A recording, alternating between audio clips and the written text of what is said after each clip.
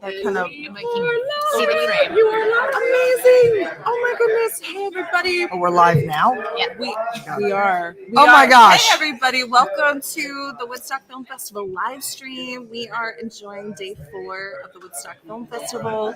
Super excited to talk to so many filmmakers today, and we've got 2 here to kick us off.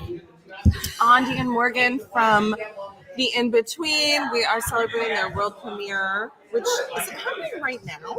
Or It's currently happening. That's why I don't need to do that. It's happening as we speak at the Tinker Street Cinema. It's a great crowd in there, and it's such a beautiful film. And we actually had to kind of tear ourselves away to come by. So we're going to be quick. We're going to be brief. We'll tell you about it. Observe the audience. Yeah, I'm actually still have popcorn going in my mouth. But the audience is loving it, and we love it so much. It's something that we made straight from our hearts. We live in Los Angeles, where if you pull off a freeway, you see homeless people everywhere, never know what to do. There's over 600,000 homeless people in this country. It's an abomination. We go to other countries, we don't see homeless people like this. And, it's just a problem that's so overwhelming. And I think that all of us carry a certain feeling of it's a stigma in a way, because it's like, oh no, what do I say? What do I do when someone's coming towards you that's homeless, Oh, sure. And or it feels so we read about it. We read about this place called the In Between, and it's the only hospice for the homeless in the country that does recuperative care. It's the only place of its kind, and we read about it in the LA Times. And we were just we were in the middle of screening Last Flight Home, which is about the last weeks of my father's life, and we've been through this really pure, very present, very beautiful in a lot of ways, life and love-filled experience with sending him off. And so I had never experienced death before like that, but to read about a place that makes sure that no one dies alone felt really core and essential. And we're always trying to volunteer for things, but we're always on the road and shooting and making movies. And so we're like, why don't we see if this place is it's called the In Between. And we're like, if it's as cozy as it sounds, if it's like an inn, if there's furry creatures there and community, and it doesn't feel too like medical, then we're gonna make a movie there. More like a home. And so we decided on our way to Sundance, we'll stop by and check it out. And we asked for permission in advance, and went in there with cameras rolling, and it was exactly that. It was this unbelievably uplifting place to be. This communal family. Everybody seemed to be in a good mood. And because you're meeting the homeless when they're not homeless anymore. Forget that they're homeless. They're sheltered. And so their basic needs are being met. And so they're in this really elevated place where their humanity is right there and relatable, like your aunt or your grandmother or so forth. And so it is this place where we would go in to shoot, and we wouldn't leave because we were having so much fun. And they'd be like, come to my room, and then we're hanging. And they're going on field trips to the planetarium and the Rose Garden. And we're just like, this is a model that needs to be everywhere. And so we have to make a film to spread this model, because and there's only one of these facilities in the US. Yeah. Oh my God. Yeah. So and it could be everywhere, and it actually reduces the strain on the healthcare system. Because people aren't going in and out of emergency rooms, because they're actually getting treated. And in many cases, their symptoms are reversing and miracles are happening. Mm-hmm. So we filmed people passing in warm beds with a death doula, with community, with love, and with dignity. And then we also filmed people completely recovering, because their bodies were finally getting care.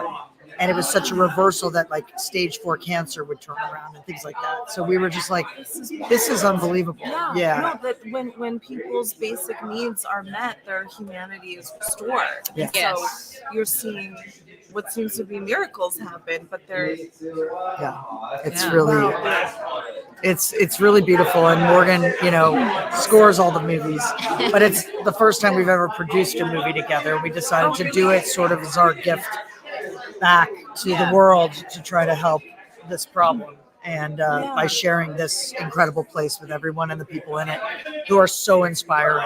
And so Morgan also writes the music, and she said, okay, what's the vibe? What do you think? And I said, I think it should be Jazzy. I'm like, I feel like it should be like, let's see. we go from play, See what's in my back pocket. I'm not sure if that's It's in my so back good. pocket, but It's I'll so give good. it a try. It's a great score. Yeah, and it's just playful, and Yeah. it's just a place you don't want to leave. Yeah. And I've made a lot of movies, and I've never really made a movie about a place. And A community. it's a place Yeah. that is a community, that is a family, that is an example of humanity, that is a shining example. And it's totally replicable. And so hopefully this movie will make that happen. Well, this is like, it sounds like this story is really revolutionary because, in the U.S. we're seeing that unhoused people are being criminalized.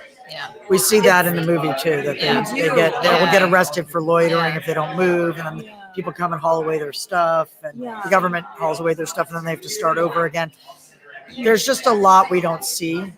I think the incredible thing too is that people's stories, how it's like any of us, and how close we are. We're one diagnosis away from becoming homeless in the States. I'm from Canada, and I've never had that kind of stress in my life. And then I came to the States, back to the States, and I felt it, as someone who's not from here, like, wow, you really have to worry about these things. And if you just make one misstep, then you might end up in a different situation in your life. I feel like so many people too are kind of living on the edge financially. Exactly. Yeah. And so it's just one of those kind of moments. One bill. One bill. Yeah, I remember when towards the end of COVID, like the gas company raised the gas bills. I remember that. To I got a $700 gas bill from like a usual $150 gas bill. Yes. And I thought, if I didn't have money, I would be on the street. Yeah. With one bill like this. I know. And if I had a budget and I had to live by that, if I was living close to the line, which so many of us are, it's just.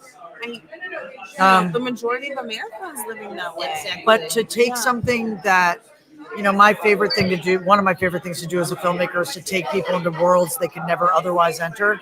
And that's really what this is. And to take people into a world like this, where you might read hospice or homeless and you might think, oh no, I don't know if I want to spend 70 minutes in that world. Like my mom wanted to move in after watching the movie. And I was like, Mom, you're not homeless. Joyful. You don't qualify. It's that kind of a happiest place on earth in a way. Because there's a lot of living happening while they're dying, and then they're not dying anymore because of it. So it's just kind of like, in some cases. People wanted to show you how they are so open and so lovely and so courageous. The other interesting thing is it's really run by women, and I found that fascinating to just have like this Jillian, Kelly, and loving, Kimberly, motherly support Jamie. there that's kind of running the whole show. And it's true. Every single person except Monty, the co-founder, is a woman. And now he's retired. So it's all women running the joint. And what's the name of the facility? It's called The In Between. INN. The In Between. Like an in between life and death, in between the hospital and the street, but it's an inn, INN, like the in between. Yeah. We have to get back to the movie. All right. Thank you for having us at the Woodstock Film Festival. Yeah, we were here first with Last Flight Home for the first time ever 2 years ago. I know that. Welcome back. Yeah, and it was such a lovely reception, and we just felt like, and winning here was such a surprise, and then we were just like, we should go back to Woodstock. And so we came back with the New Americans last year. And then Mira's like, what do you have? And we threw her this one. And we thought, you know what? It's such a community here. And it's such a loving festival. And I feel like the audience in there is exactly who we hope to, because we're launching an impact campaign today. We just got our first contribution to bring this to mayor's conferences, to governor's conferences, to schools. You got this plan. I'm so happy for you. Thank you for making this film. Thank you for having us. We're happy to be here. Thank you guys. Appreciate you. I'll see you around the festival. We'll see you around. Great. All right. Do we hit stop or something? What do we do? Yep. You can roll out.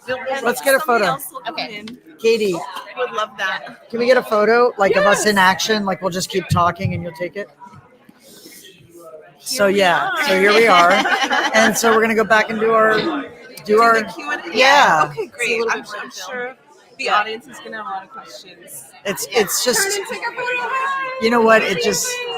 There we go. That's what we said. Thank you. Thank you. Thank you guys so much. Thanks so much. Thank you. Good to see you. Good to see you Bye, too. Morgan. Thank you. Oh, wow. That was awesome. We just had Andy and Morgan from feature documentary The In Between. They're going to be premiering it today at the festival. I'm going to do the same. I'm going to have shorts program at our fest. And we've got somebody new coming in. How are you doing? No, come on in. It's a little bit tight. We are live. I'm Amanda, by the way. Hi, Amanda. Great to meet you. Nice to meet you. Hey. Is this her phone? She just gave yours. Is her phone? Yes, it's hers. Are you, I was going to suggest, do you mind sitting over there if you're just one person? No, Or do you there's have- two of us Oh, actually. great. Okay. Yeah, she got Sorry, what's your name? Sam Fuentes. Sam. Oh, Wonderful to meet Oh you. my God, great to meet you too. So I'm the shorts programmer at the festival. I know your film with Ken. And let me see, did your screening have take place yet? No, it's tomorrow actually. Okay, got you. Hey Kim, nice to see you. Nice to see you. So we're live on the live stream. Okay. This is the camera. And I just want to ask you about to introduce yourselves, tell us a little bit about yourself, and then tell us about your film and kind of the event, the special event and conversation here at the fest. I can cover the event if you want. Sure. I mean, if you and yeah. So Start with introductions, I suppose. Yeah, go ahead. hold on. So, one second, so one is second. it better to? So this is a live, by the way. Yes, we are live. Oh. Sam, you can just introduce yourself. Sorry, I It's was putting casual. lipstick on. No big deal. We're just being ourselves. Okay. So like better to look at the camera when Yeah, I'm yeah, talking. yes. Okay. Yeah, this is totally weird, but All good. So here's Sam. yeah, my name is Sam Sam. Fuentes. I wrote the film Death by Numbers, and currently I live in New York City. I'm a film major at Hunter College, and a large part of my work has been rooted in gun violence prevention activism, particularly because I survived a shooting that happened in my hometown of Parkland. And so this film is sort of just like a reflection of like the journey so far. Great. And then Kim, who are you? I am Kim Snyder, and I'm the director of this short documentary, Death by Numbers, that I collaborated on here with Sam. And Sam and I met some years back after the tragic school shooting that she was involved with, and a film that I had made that actually was here at Woodstock called Us Kids, about the youth movement that grew out of this. And we became good friends in the ensuing years. And as Sam was struggling through her journey with PTSD, we talked a lot about that, but also about this trial. Her shooter lived. And that there was going to be this trial that was delayed because of COVID, and I went through it with her and chronicled this several month period of going through the trial, but more importantly, facing her shooter, and ultimately at the end of the 30 minutes confronting him. And I think in it sort of reclaiming her power. Wow. This is really, really heavy stuff. You're so bold for telling your story, Sam. How did you feel about the process of the trial and the idea that justice is supposed to be served through this governmental process? Like how did you think about that concept of justice carrying out? Because so much of the film is the trial. Yeah, that's a great question. I mean, so ultimately we felt that the sentence itself, right, was a bit trivial. So what was most important, and what I was just watching as the months went by with the trial, was just a community that was being re-traumatized and reintroduced to this horrifying experience in their life. And I couldn't help but feel that in all of this, right, we're determining justice for this individual who killed 17 people. But what about the community? What about the people who have to sit there and listen to them create this narrative that was so false and so black and white? And ultimately, I felt that it was necessary to stand up to him, for my own personal justice, for community justice, to expose the kind of person that he was, which was a hateful bigot, and not this like misunderstood, bullied individual. We were also really wanting to focus on sort of this exploration of these larger questions about collective hate and how these shooters are not unique. They're a part of a much larger collective of people who are subscribed to these ideologies of white nationalism and racism, extremism, things like that. And so, through the film, we're able to sort of explore these topics, expose this person for what he is, and sort of show that there's patterns within it, as well as sort of taking a step in understanding the ripple effect that happens in a community. I remember how divided I felt about the trial. What I wanted was the impossible. What I wanted was him to had died that day, and so I wanted what felt to be trivial and purposeless to have meaning and to have purpose and to reveal a truth, not just about these kinds of peoples, but the larger scale of gun violence and its effects. And I think that this film is an opportunity to explore those topics, as well as to urge people to really think more critically about these issues at hand and how they can not only happen to anybody, but that it's an ongoing epidemic of gun violence. So the trial itself, it was particularly tough because, of course, we're talking about one of the most traumatic experiences that happened in my life. And so I didn't get to choose to be there. I was subpoenaed. And I say this in the film, but if I could choose anything, it would be to choose truth, to choose justice. And so that's frankly what we're looking at. Yes, she's so well said, Sam. Thank you. Wow. Kim, what a subject. Yeah, and it's exciting tomorrow. We're so thrilled because we're going to be joined by Sam's teacher, Ivy, who's featured in the film. That was her Holocaust Studies teacher where it happened, and started the first day of class before this, asking about the nature of hate. And then hate had come.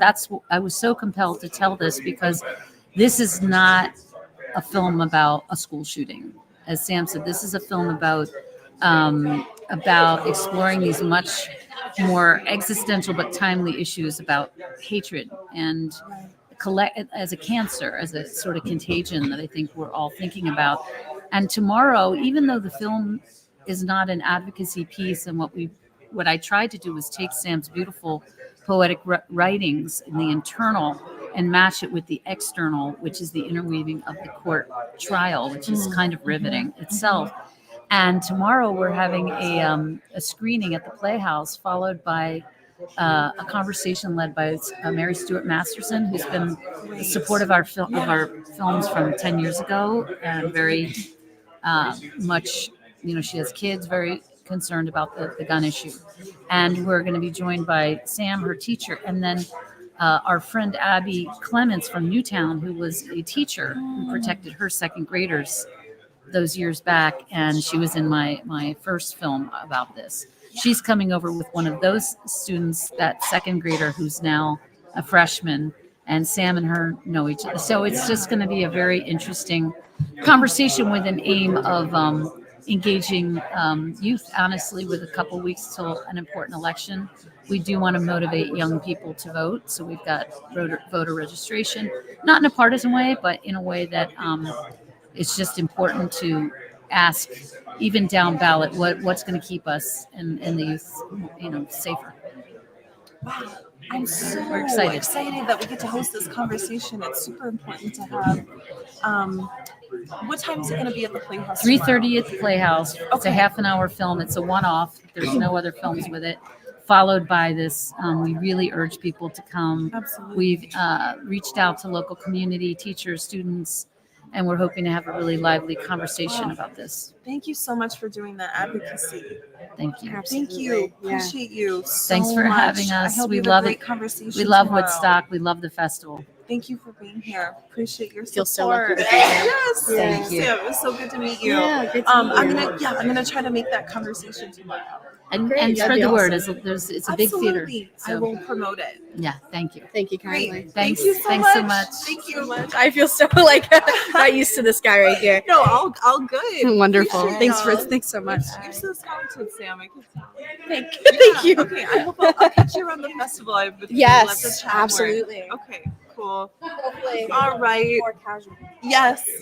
So we just had Kim and Sam moving out from Death by Numbers. We've got some more actors coming in. Hi, guys. How's it going? Good. I'm Amanda. I'm the head shorts programmer at the Dave. festival. Nice to meet you, Dave. You too.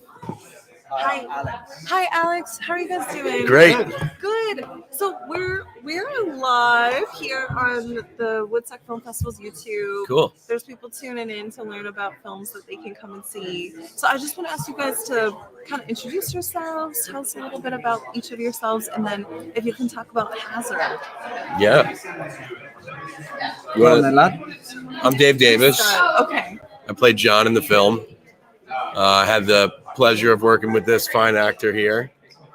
And we had a great time taking over a very small town in Kentucky and making a movie about the things that impact that community the most, as far as I can tell, which include, among many other things, coal mining, drug use. And we had a great time meeting some wonderful people living amongst the black bears. Okay. Many of them. This Kentucky town. Yeah. Wow. Cool. I want to hear more about how you came into filming in that town. But who are you over there? I'm Alex Rowe. I play Will, who is the story's protagonist mostly. Yeah. But he's a father trying to make a little bit of money in Appalachia after the mines were closed. And he's selling drugs kind of to get by, selling oxys.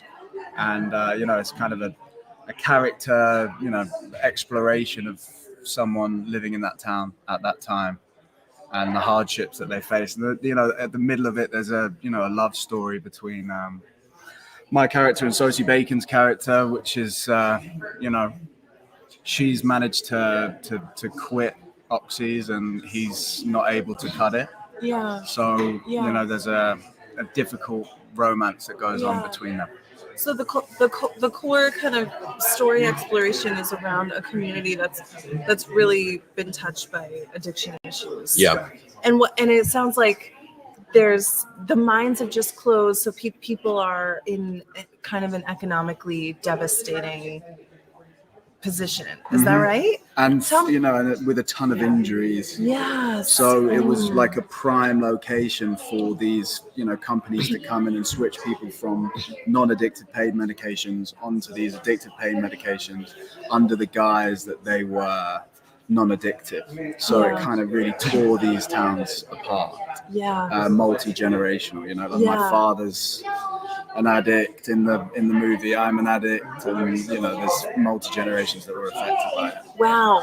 I know a lot about this topic because I've been producing a documentary about the opioid crisis based in Pittsburgh, which is kind of like the top of the Appalachia area. Mm-hmm. That's where I'm from, so I'm really kind of familiar with what this. It seems like everyone is closely related to someone or that has experienced it. So. Yeah. And Eddie Mensor, our writer-director, he comes from Appalachia. So, I mean, those are the stories he really likes to tell. And I know that he has been personally affected by the opioid crisis, and that's what inspired him to write the film. Got you. And is he from Kentucky? How did you guys come into this town and start working with locals? He's from, West Virginia. West Virginia. Yeah. So just over the border, But so he's from there. He's the real deal. He lived this story, and he was the, in my eyes, the best person to tell this kind of a story. And he had his connections from growing up there, and we had the mayor was involved with like kind of letting us have all of these access to different buildings and shooting locations. And when you're making an indie, you kind of really need you need the town to kind of get behind you, and they that really community did. support. That's so great. I'm sure. Was there like a desire that you found for people to have their community story told? Absolutely. And I haven't seen the film yet, but I know that at the end of the film, some of the real people tell their stories. People who were big influences on the character developments, and you can probably speak to that better than I can. Yeah, well, I moved there about a month before we started shooting, and kind of got ingratiated into the community through Eddie. Oh, that's great that you were there that early. Yeah, and I would go to various Narcotics Anonymous meetings with people that I met there, and there was a multiple recovery buildings and stuff that were there. And they, all really got behind the movie, and we were lucky. Any questions I had to ask, they're super, super helpful. My experience was a little different because I play a police officer in the film. Okay. So when I showed up in town, I started meeting all the local cops, which is a very small police force, learning about how they do things, going on some ride-alongs with them. They have a very different way of operating there. Being such a small town, they tend to not make arrests because you have to drive 45 minutes or so to put someone in holding, and then that's an hour and a half that the police force is then cut in half in the town. Wow. So it's a very unique situation. It was, I think, the greater area that their jurisdiction controlled was about 2,000 people. And one officer told me they had already had to administer Narcan to 50 people that year. And we were shooting in July.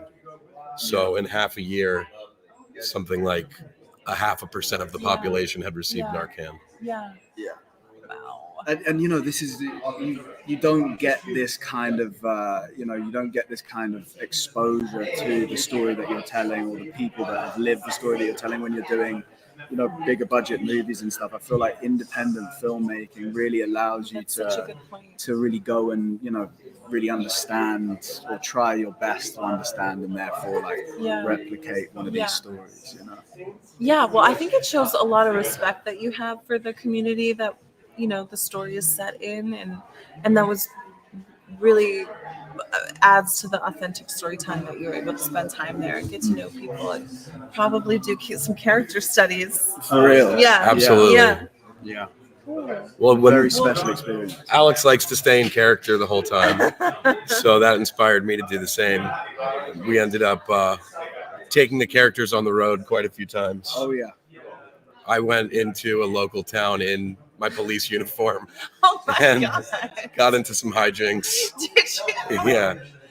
One of my favorite little evening activities sometimes on the weekend is like doing prank calls, but I never thought about going in person.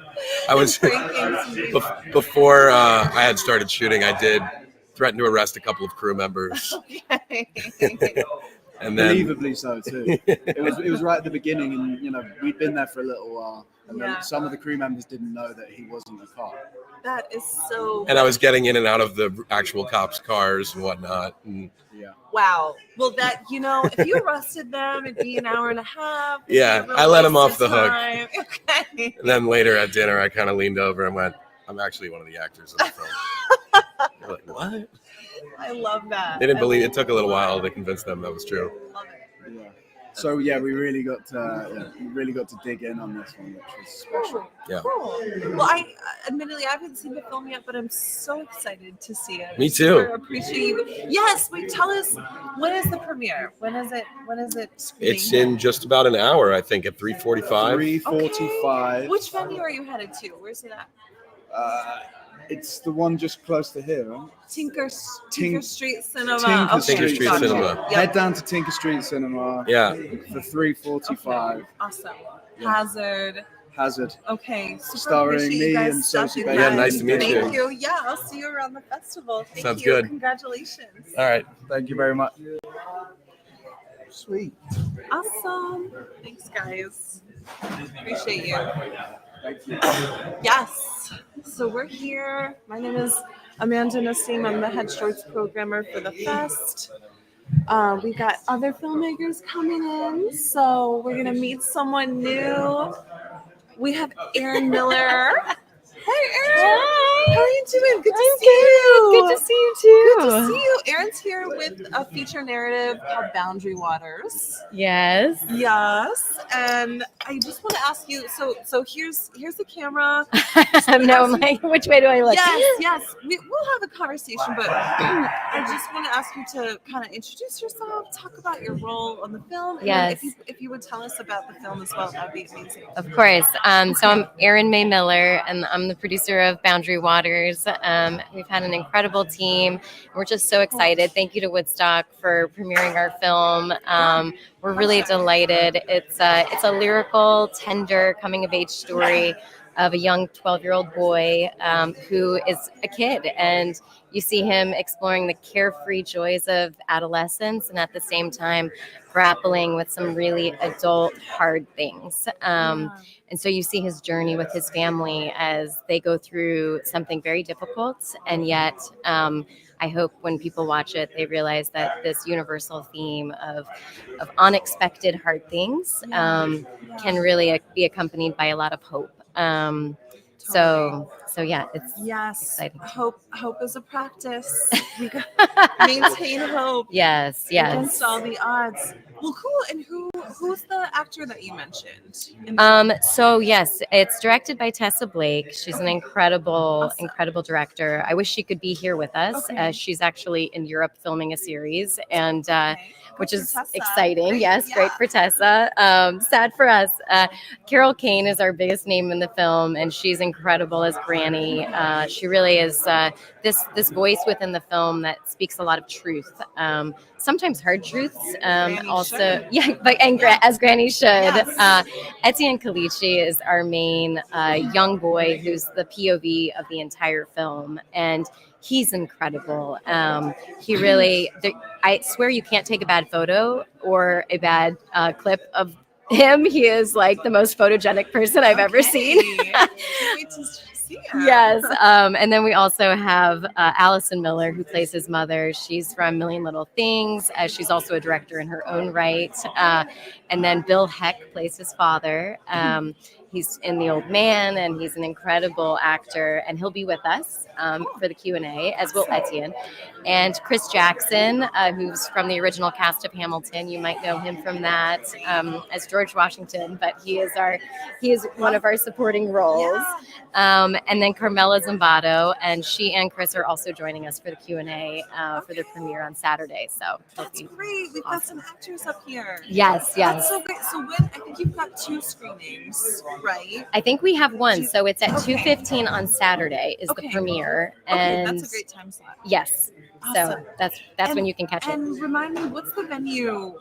Bearsville Theater. Bearsville Theater. Okay, that's a big one. Yes. That's a wonderful venue. So much music history in that venue. Yes, too, I've heard the actually. sound is incredible. Yes, it's super high quality. The whole Bearsville complex has a lot of history and has been recently redone. It's an amazing space. So I hope you like the Yeah, theater. well, and our composer Valentin Hadjad, she's incredible. He's a French composer, and the music in the film is really, really evocative and beautiful. So I'm excited to hear it in that theater. Cool. Okay, and then Erin, I just want to know, because we're producers, like, Yes. so how did this film get made? Like, where did this come from? How did you come into it? Yes. So we've been working on this film coming up on 7 years now. Okay, that's typical, by Yes, the way. yes. For an indie. I feel like filmmaking is an endurance sport, especially Indeed, well put. especially independent film. And I came across this script when I was working with Big Indie Pictures several years ago as a production executive, and it really touched my heart. And I thought, I really want to develop this. This is really speaking to an important experience that I think everybody, it touches everybody. It's such a universal theme. And so I worked with Jennifer Manicherian, the writer, and also my co-producer. She's a producing partner with me on it. And we developed the script for about 2 years. And then we brought it to several directors, and Tessa Blake, when she read the script, she had a really strong vision and take on it. She wanted to really move the film exclusively into Michael's perspective, which was such a great instinct and something that we had really been pushing towards anyway in the development. So it felt like the right fit for where we were trying to go. And she's just wildly talented.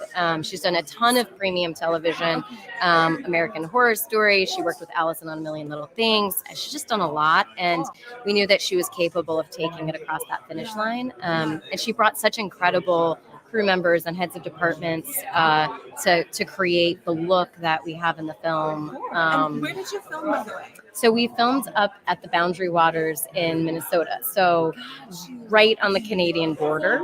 So super up in the middle of nowhere. It's an adaptation of a Scottish novel called Closed Doors. The movie is called Boundary Waters, really as a tip of the hat to where we filmed it. And also a bit of a, double meaning with boundaries. So Closed Doors was set on an island in Scotland, the book was originally. So we adapted it to be an American story. And we wanted it to have that similar sort of isolated feel, that like nostalgic small town that almost feels like it's from a time that's past. But the reality is there's so many of these small towns in America that still exist. Totally. And so we were really able to partner with that city, that town in northern Minnesota, and they welcomed us with like huge open arms. And I swear, I probably know every single person that lives in that small town. That's amazing. No, the last filmmakers who were on, they also spent time in a small town when they were filming and got to know everybody. Yeah. It's super important. I love that that's a theme of like the independent films that we have. Yeah, and we even we met a nature photographer who's done a million things for National Geographic, Jim Bradenberg, and some of his nature footage is also, we incorporated it into the film. So it's it's really got that, Ely sensibility, that northern Minnesota, nature essence. Cool, I cannot wait to check this out. Yes, thank you. Thank you so much for swinging by. Oh my Erin. gosh, my pleasure. Thank you. Congrats on the premiere. Thank you. And I hope it goes so well. Thank and you. I'll see you around the fest. I will see you around the fest. I appreciate you. All right, bye. All right, See ya. Take care. Awesome. Oh yeah, There we go. No biggie. Thanks, Erin. Of course. Wow. Love this. Love that theme that we just learned about. Indians, especially shooting in a rural area or small towns. There's so much to give. We don't have to shoot in New York City. We don't have to shoot in major cities. There's a lot that these small communities across America still have to offer. So, I think it sounds like a perfect match for these indies. Hey guys, we got some new folks coming in here. Come on in. Hey, how are you doing? Hey, I'm Amanda. I'm the shorts programmer at the fest. I'm Gleb. Hi, nice to see you. Oh my god, and Gleb, we hung out last night. Yes, how you hello. guys doing? Very good. Great. So you both got two different films that Very we're gonna talk different, about. I think. We were catching up briefly, and they're very We already different, I think. committed for the next project. Yeah, exactly. Oh, exactly. got you. You've already been talking about your collab. Yeah, Okay. yeah. This is Well, very cool. if you guys would tell people kind of who you are, a little bit about your background, and then for each of you, we can talk about your films that are playing in the fest too. Yeah, sure. So I have a film called Until He's Back. My name is Jacqueline Bailon. I am from Mexico, and it's I can tell them what the film is about. Okay, Please. Until He's Back is about a father trying to get his son's remains back home after his son dies, trying to get to Spain. He is unsuccessful, and his body washes ashore. And so I follow sort of the father's journey in getting his body back to Morocco. And yeah, it's a personal story because I'm an immigrant from Mexico, and I came to the United States undocumented. And so I always look for stories where I can tell that are related to either migration or immigration. So, yeah. Thank you, Jacqueline. Gleb, you want to introduce yourself? Sure. My name is Gleb Ostatinsky. I'm a film director. I live in New York. I was born in Ukraine, and I came to USA in 1994. So the film I made about the personal experiences that took place in the Soviet Ukraine in late 80s, beginning of 90s. It's based on the real events that took place with my family, and it's about 17 years old Yasha who sees different opposing forces and he's fighting them, and then he approaches the point of no return, some uncertainty in his actions. Yeah, yeah. Okay. And Jacqueline, let me go back to you first. So God, I guess we're going to practice for the Q&A. That's But, right. We are doing the Q&A tomorrow. Something that I wanted to ask you about was the family that's working to have their son, Mhm. I think, repatriated Mhm. is the Yeah. right word. And also as a Muslim family that has certain like burial requirements, Sure. right? Can you talk a little bit more about like the tension there of not having their son's body back? Yeah, absolutely. context? Yeah, Yeah. absolutely. So in the Muslim culture and religion, it's very important to have a body to bury. So for a lot of these families in Africa, there are, I think in general, Catholics and Muslims do share that they would really, they need, in order to have closure, they need a body. And so a lot of these families, especially from Northern Africa, don't get to say goodbye because a lot of these bodies wind up in the middle of the ocean. Yeah. So it was Yeah. it was an extraordinary circumstance in which Yaya's body did actually appear on shore. But it's basically about 5% of families in Morocco actually get to say goodbye. Wow. Yeah. Only 5%. Only 5%. Yeah. And then at least that's the statistic that NGOs have come up with. And so essentially what I did is try to represent what closure could mean to one family. Yeah. Even though that was sort of like the best case scenario is getting your dead son back, Yeah. And so in the Muslim religion, they women can't go to the funeral. So what we did, the way that they say goodbye is the body goes home first. So in the film, we show the women and the family members, the mom, being able to sort of say goodbye to the body, and then we follow the body back to the mosque and for the burial. Okay, and just can you orient the audience geographically on the area between Spain and Morocco and what the sort of migrant path that's typical is in that area of the world? Yeah, absolutely. So Spain and Morocco are Spain is north of Morocco, and there's the Gibraltar Strait, and the Gibraltar Strait is about 14 miles from Spain. And so I think a lot of people think that it's a very easy journey, and so they get on these boats they can be even dinghies, and they think that they're gonna be able to easily cross the Mediterranean. Of course, it's very difficult, and there's a lot of immigration people that are trying to stop that from happening, and of course there's the ocean itself, and so it winds up becoming a crazy. And do folks tend to try to cross at night? They too? do. So the nighttime is the time that they try to do it, and in the summer is kind of like the time that they do it the most. It calms down starting the fall and the winter just because of the weather, but it does. So. Yeah. And why? And also, just to not make assumptions for anyone, why is there this migrant path from Morocco to Spain? It's because it's not easy to get to Europe or Spain. So if you are Moroccan and you have a passport, you still need to get a visa to get into Europe, into Spain. And the government actually makes it extremely hard to get a visa because they expect you to show lots and lots of proof that you have no wishes of staying in their country. So of course, for a lot of these people who don't have means, it becomes like this vicious cycle in which like they can't get a visa to do it the right way, and then they're also without a job and without much of a future from their perspective, so they risk their entire life. Right. so that the system is not in their favor. Totally. Yeah. And I mean, this is a global story, right? We're dealing with the same Sure. thing in the United States. There's lots of people from Central America, Latin America, Mexico that should be able to just come to the United States if they wanted to, but it's the same thing. I'm Mexican. I need a visa to be able to come to the United States. I can't just walk in with my passport. So, yeah. Right.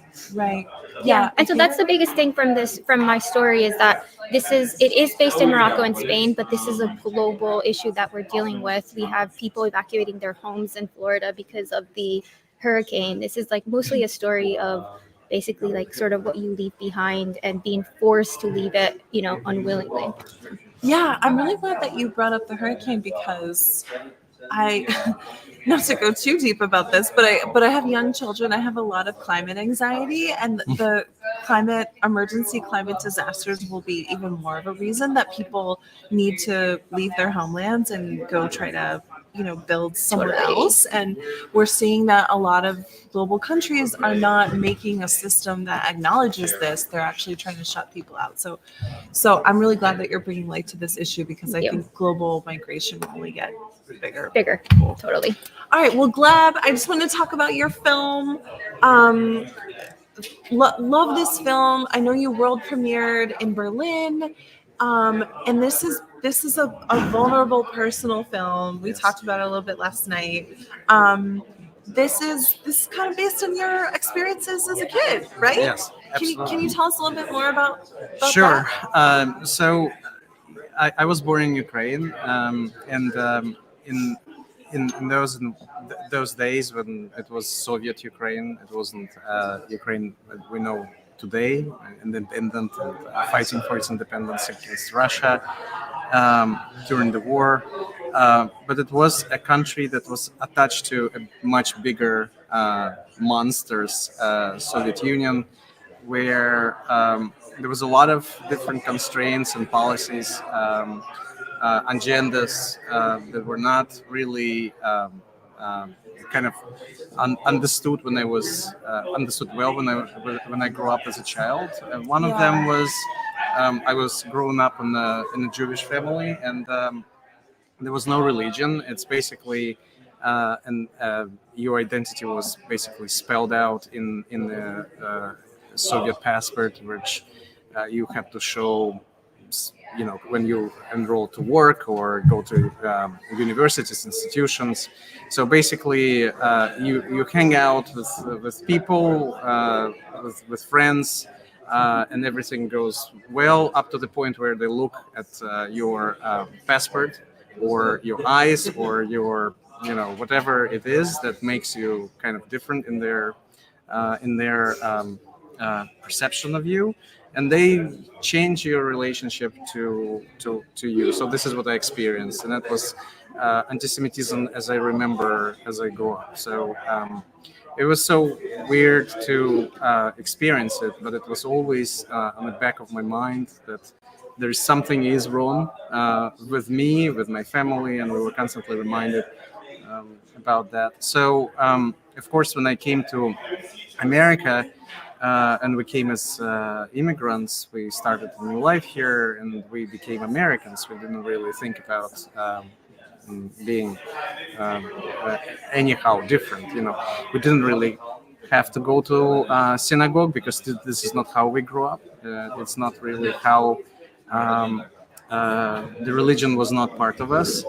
But I understand how people, when they came to America, they were free to choose and become more religious. So a lot of people decided to go that way. But anyway, the idea is that suddenly in the nowadays, I thought about the story some time ago because there was different resonance and different messages that were coming from different places, which kind of reminded me about my childhood. And I started to write the story, and I felt compelled to tell about this in what happened in my life and how I felt. And then, of course, the world caught up with the environment right now, because we see splashes of anti-Semitism here and there on social media, and of course, this is concerning, and that's why This film is, even though it was conceived kind of some time ago from the past experiences, because it takes place a long time ago, but it's becoming more and more actual as we speak right now. Yeah. I really appreciate you sharing all that. Thank you. You're welcome. Both of you, if you could tell us what's the name of the shorts block that your film is playing in, and just remind everybody the name of your film as well, and when is it playing here at the fest? Yeah, so mine is Until He's Back, Global Majority, tomorrow, Saturday at 10 a.m. Amazing. Great. I'll see you there. I'll be hosting it. And my film is playing in the block. It's called Resistance. Long live your Long resistance. live your resistance, and it's playing on Sunday at 1:15 at the community center. Awesome. Cool. Thank I you. can't wait to see you guys and be at the screening together. Thank you for having Thank us. you. Wonderful. Thank you, Amanda, for having us. Okay, appreciate y'all. I'll see you later. Well, yes, hopefully later I definitely today. want to catch up. Yes. Thanks, Jackson. Thank you. Good to see you. Awesome. Two shorts filmmakers. Love it. Love when they stop by. Got some other people lined up here. We got some other filmmakers coming through. Oh, Catherine, did you leave something? I did. Sorry about that. No big deal.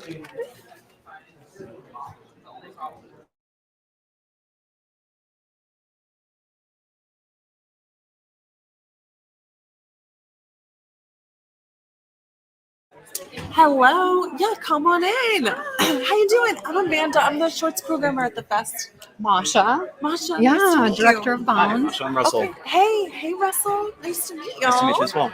So I just want to ask y'all to kind of introduce yourselves.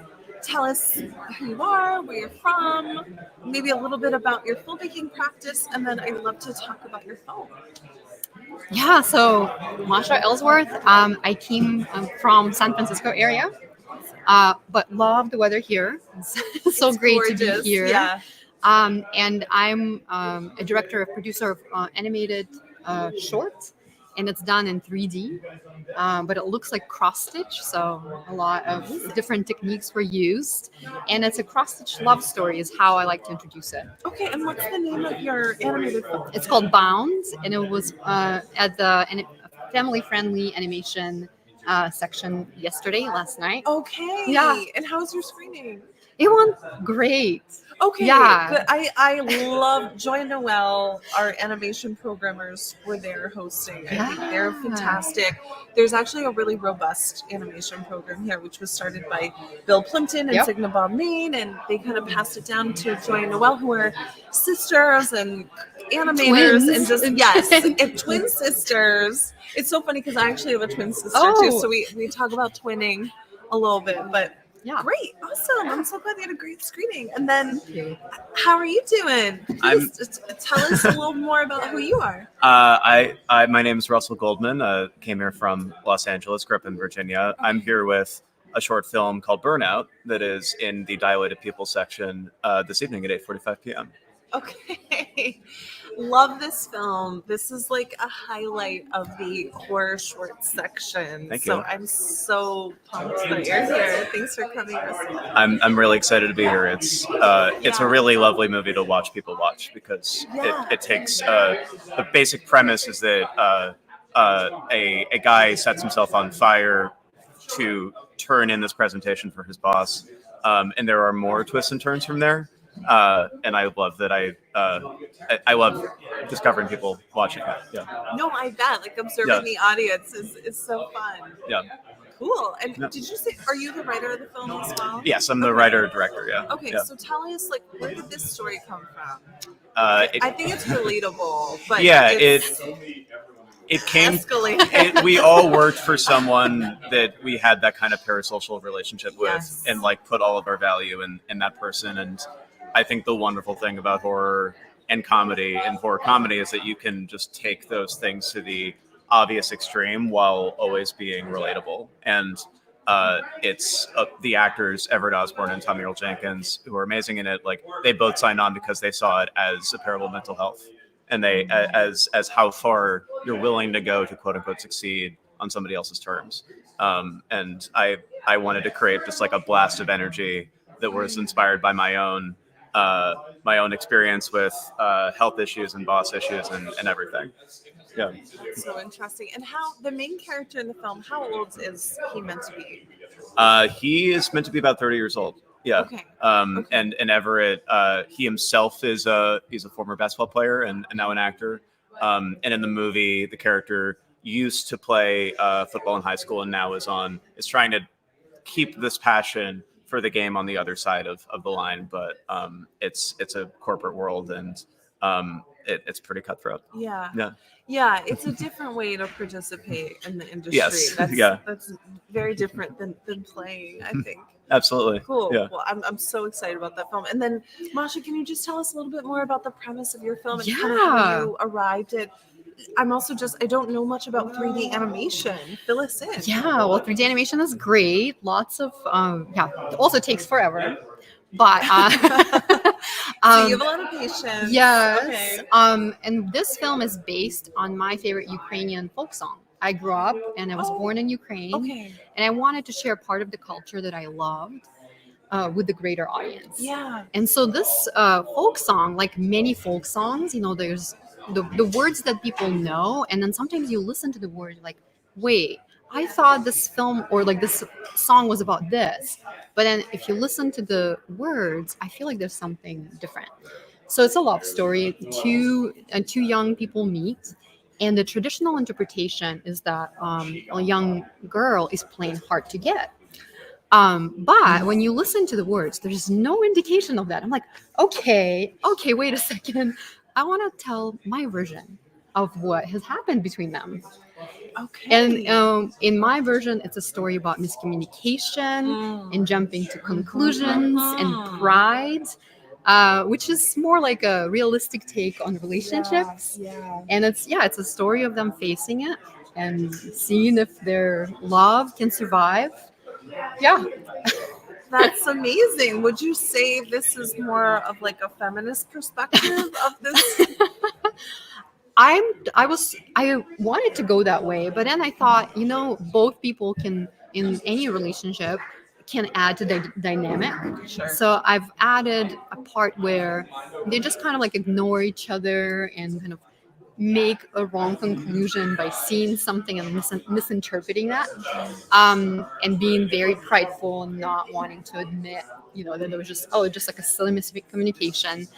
And I gave this story a happy ending. It's a spoiler, because I wanted to give them a chance to come back together. While the traditional interpretation is kind of a sad story, my version is hopeful. Yeah. Amazing. Okay. Well, since your film screened at Woodstock yesterday, do you have somewhere that you're kind of going to next with the film? Yeah, so right after Woodstock, I'm going to Korea to Bucheon International Animation Festival. Oh, fantastic. That will be my international premiere. Okay. And and then excited to see where my film goes next. Awesome, Masha. What about you, Russell? Do you have somewhere you're headed with the film next? Next week is also an international premiere. It's at Uppsala Short Film Festival. We've had a lovely run. We went to Sidewalk and Holly Shorts, Bronze Lens, and heading to Film Quest soon, Nightmares this weekend. I'm really honored to be at Woodstock specifically because this is a very out there movie, and I feel like this is a festival that really kind of supports incredible visions and really cool prospects of what the world can be, and with horror, what it maybe shouldn't be. But I'm always excited when the kind of horror thriller category can expand, and I think your film really does that in this shorts block. And we've got like quite a history of horror films playing here, maybe because of the setting of being in the woods and scary darkness. So I'm super excited about both your films. Thank you so much for coming. Appreciate y'all. Thank you. I'll see you around the fest. See you around the fest. Cool. Super exciting.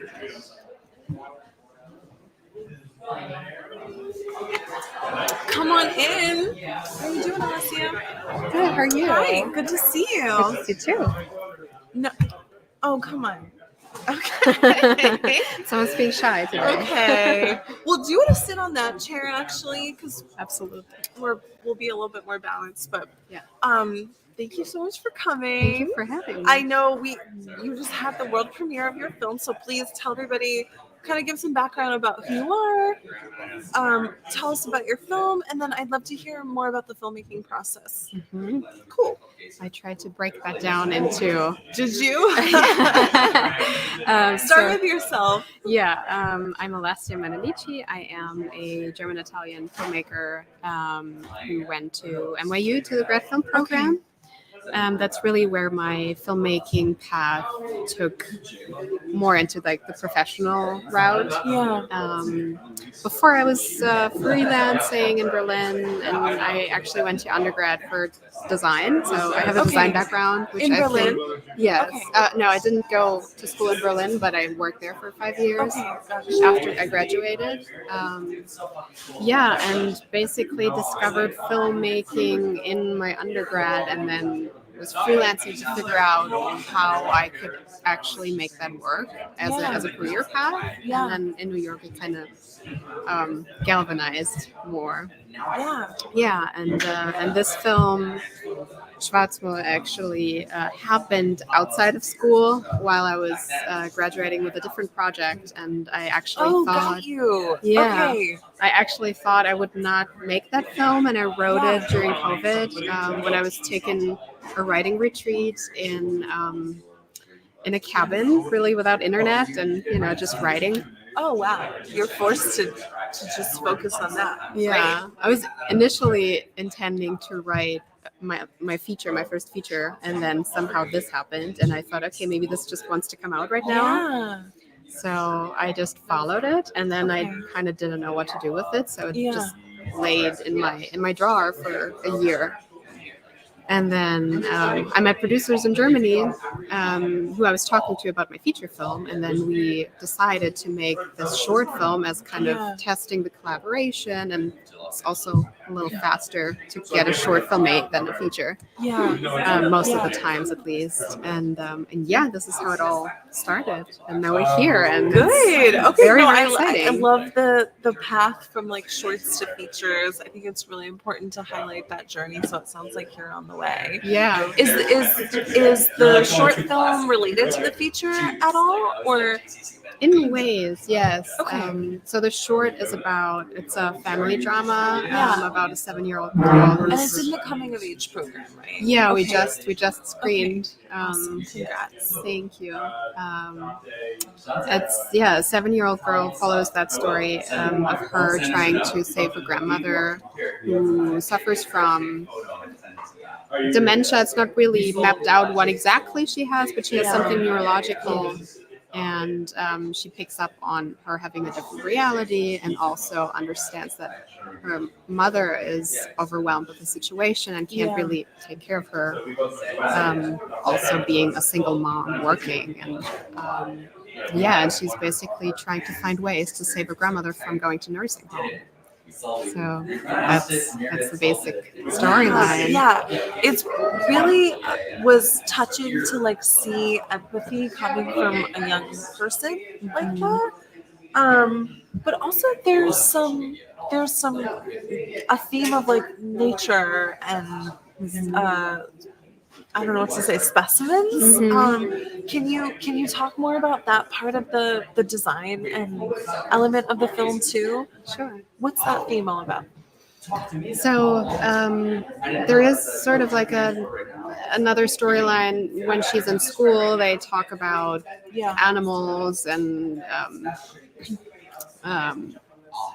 they also, one kid discovers a caterpillar, which that kid brings to school, and they kind of all examine it together, and it falls into place with the grandmother seeing things that no one but her can see, and there is a mystery about what that creature is.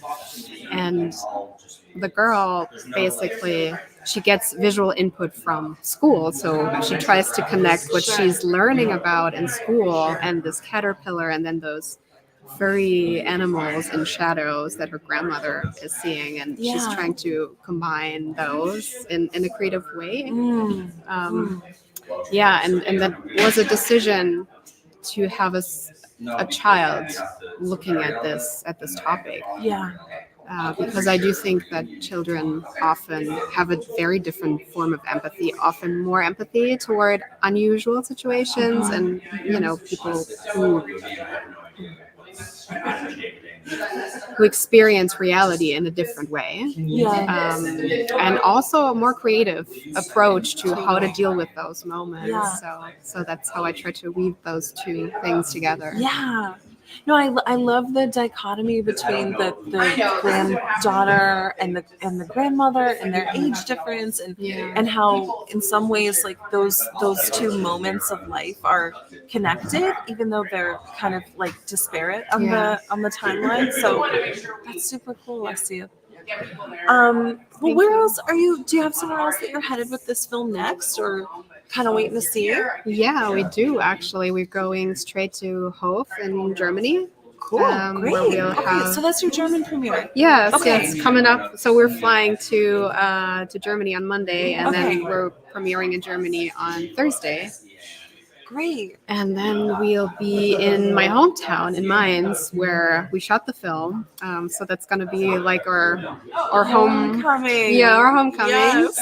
which is really exciting. And a lot of the local crew will be there. And actors will be there too. Is your family there? Part of them are there. Yeah. Okay. Yeah. So Cool. we'll all celebrate together. And then parallel to that, we're also screening at St. Louis Film Festival.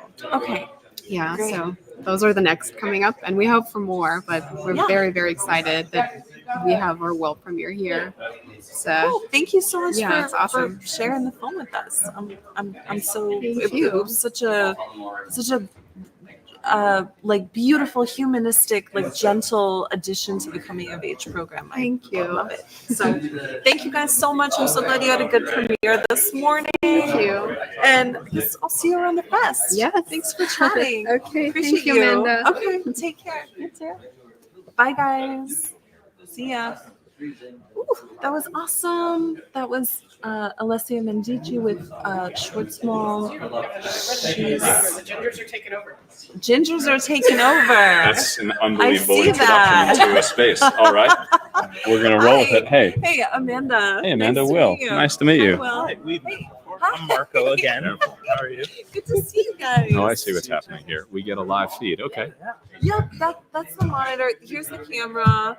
I'm Amanda. I'm the shorts programmer at the fest. Hey, Good Amanda. to see you. Nice to see you. So, yeah, I'd love to know if you guys would just kind of introduce yourselves. Where are you coming from? A little bit about your creative practice, and then if you could talk about your film as well. To you or to the camera? We can have a conversation. You can glance at them too. Glance. Yeah, Okay. we're just chilling. Great. Yeah. Okay, cool. Just give a little. We'll go to a camera. little nod every once in a while. Every once in a while. Hi, over here. Hey, how you doing?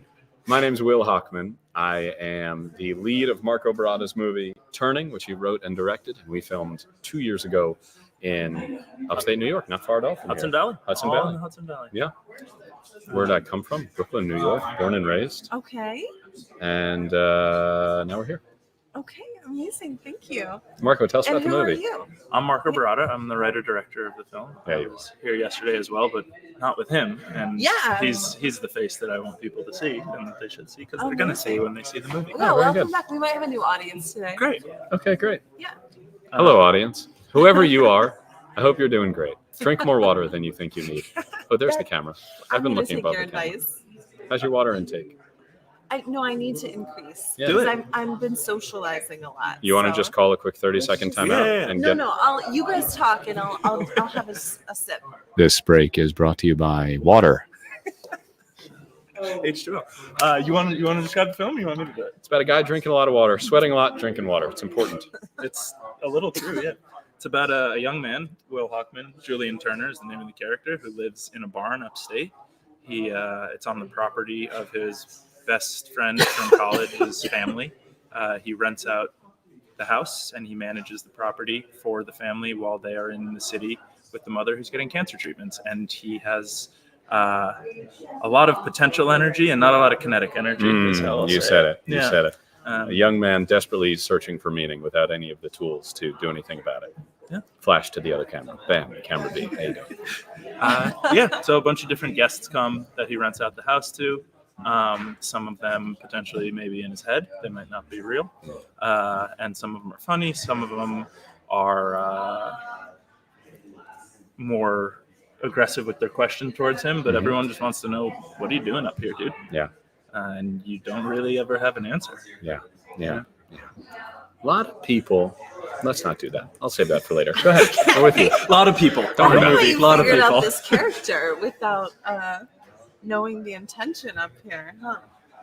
How did I figure out the character? Yeah. Tell us more about like your I would say it development. wasn't particularly hard to relate to a 25-year-old who is aimless and afraid.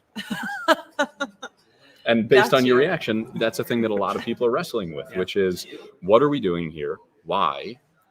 What are we aiming at individually and collectively? And what are we going to do about it? And if you don't have the resources or community or tools to answer those questions, you can implode, which I think we're seeing everywhere. I think we're certainly seeing it in my generation and the next generation down. People who are desperate for direction and boundaries and inspirational order don't know where to turn. And here we have a movie called Turning that feels into that, I would say. Well, I'm really excited that you brought these themes up because I have a lot of people in my life who are like graduating high school or entering college or trying to think about, how do I want to spend my time during my life? And I have a lot of climate anxiety because I have littles and the glaciers are supposed to melt by the end of this century. Yeah. So I think a lot about giving people advice around helping each other, like that can kind of be like a theme of the focus, right? Because like you said, more and more of us will need to turn to each other, to our communities. I don't think we can rely on our governments to watch out for us in the same way. You know what I mean? So I think you're totally on point there. And I think thinking about people's like values as a way to sort of like define their direction or put some boundaries around what they want to do is a really good way to start, especially because I think young people or people in their 20s, you don't quite know who you are yet. No, you do not know that whole thing. You don't know who you are, and now here's a phone that is like, tell us who you are. Let me not show my phone to the world. Tell us exactly who you are and what you care about, and the more people who follow you, the more that it matters who you are. And like, or just go be 25 and figure it out and make mistakes. Totally. And that's what it's here for. And the thing I'll add about this film, narrowing it back into focus, is I think that becomes even more intense when you had something that you really did care about, and you had for Julian Turner, who's the character, he cared about basketball. And that was his community, that was his family, it's what he did in college, and then it was gone once college ended. And all of a sudden then the questions become even more exuberant. And you say people coming out of high school or littles, but whatever it is, when you have a structure, when you have people telling you care about this, this is what your purpose is, even in so much as a daily schedule in high school or in college or whatever you do, then when that's gone and all of a sudden it's like, all right, fend for yourself. You figure it out, but this is about figuring it out and dealing with all the anxieties and figuring out where to put your passion and love. Yeah. And also, especially an athlete, like collaborating on a team constantly, and for that kind of that like immediate, everyday community to kind of end. That's that's family. It's family, and that's another tough. Part of the movie is losing family. And, Where do we find community? Where do we find belonging? Who are our people? What does it mean to have a community? Yeah, I think that's really a good themes for young people to think about, and that's sort of how you start defining who you are or understanding who you are too. Put your phone down. Put it down. Go join a run club. Go shoot some hoops. Go shoot some hoops with people in the park. You people over there, go drink more water than you think you need. It is You're so thirsty. nice out. You're thirsty. It's so beautiful out today. Go outside. Cousin on the stool laughing, you probably need water too, don't you? I bet you do. So do I. I'm thirsty. Wait, speaking of outside, I know you guys shot this right across the river in Dutchess County, right? Mm-hmm. Okay. I spent some time over there because I went to Bard College. So Hey. I know. As did one of the actors in the movie, Marianne Rendon. Oh, amazing. Love her. Okay, great. Yeah. Cool. It was Also beautiful. We basically like gorgeous lived in a on that property side of for a the river, month. too. It was summer camp. We're similar age, similar background. We got along very You're well. 42, right? 43. Yeah, right on. Next month. Yeah. But yeah, there was. I mean, it was so nice to when we finished wrapping. There were some nights when we were like really wiped, and we would just look up and be like, yeah, This is nice. this is all right. This is nice. Yeah. In the summer when it was. If I can bring back to the movie, one of the holes that a person can get lost in is an overthinking thing. And you're sitting there and you're coming out of high school or college and you have your phone and there's infinite options in front of you. Totally. And you're lost in what's the right thing to do? What should I do? How do I go become this best version of myself? And I found a lot of meaning in making a movie with you because it was just doing a thing. Yeah. Just go do a thing. Yeah. You don't need to beat this thing. Just go act. Just make a choice and do something, and you'll learn. Maybe you'll get it wrong. Maybe it'll be bad. Maybe it'll be good. But you'll go, and you'll wind up at 3 o'clock in the morning staring up at the stars with someone you care about. Yeah. And at the end of the day, we're all on a rock hurtling through an infinite void with these blinky things that come on at night. And nothing makes any sense. Nothing makes a lick of sense, and this whole thing is a gift. So it's lovely to sit here with you. Hello. And that's the only reason it makes any sense. Right. Because it doesn't. Right. You get to choose what makes sense.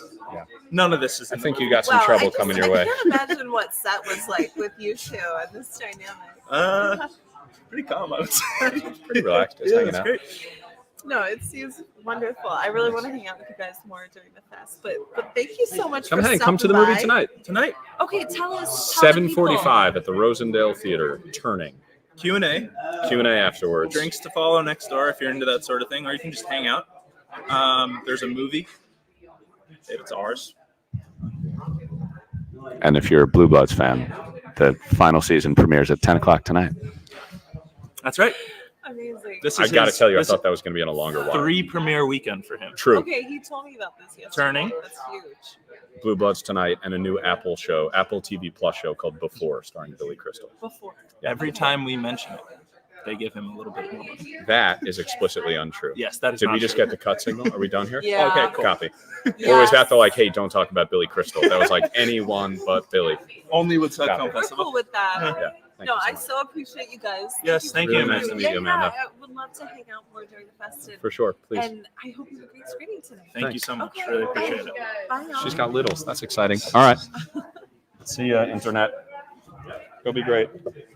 Thank you. We're gonna keep drinking water. Water. You gave me a look. That was super fun. So turning your feature narrative film.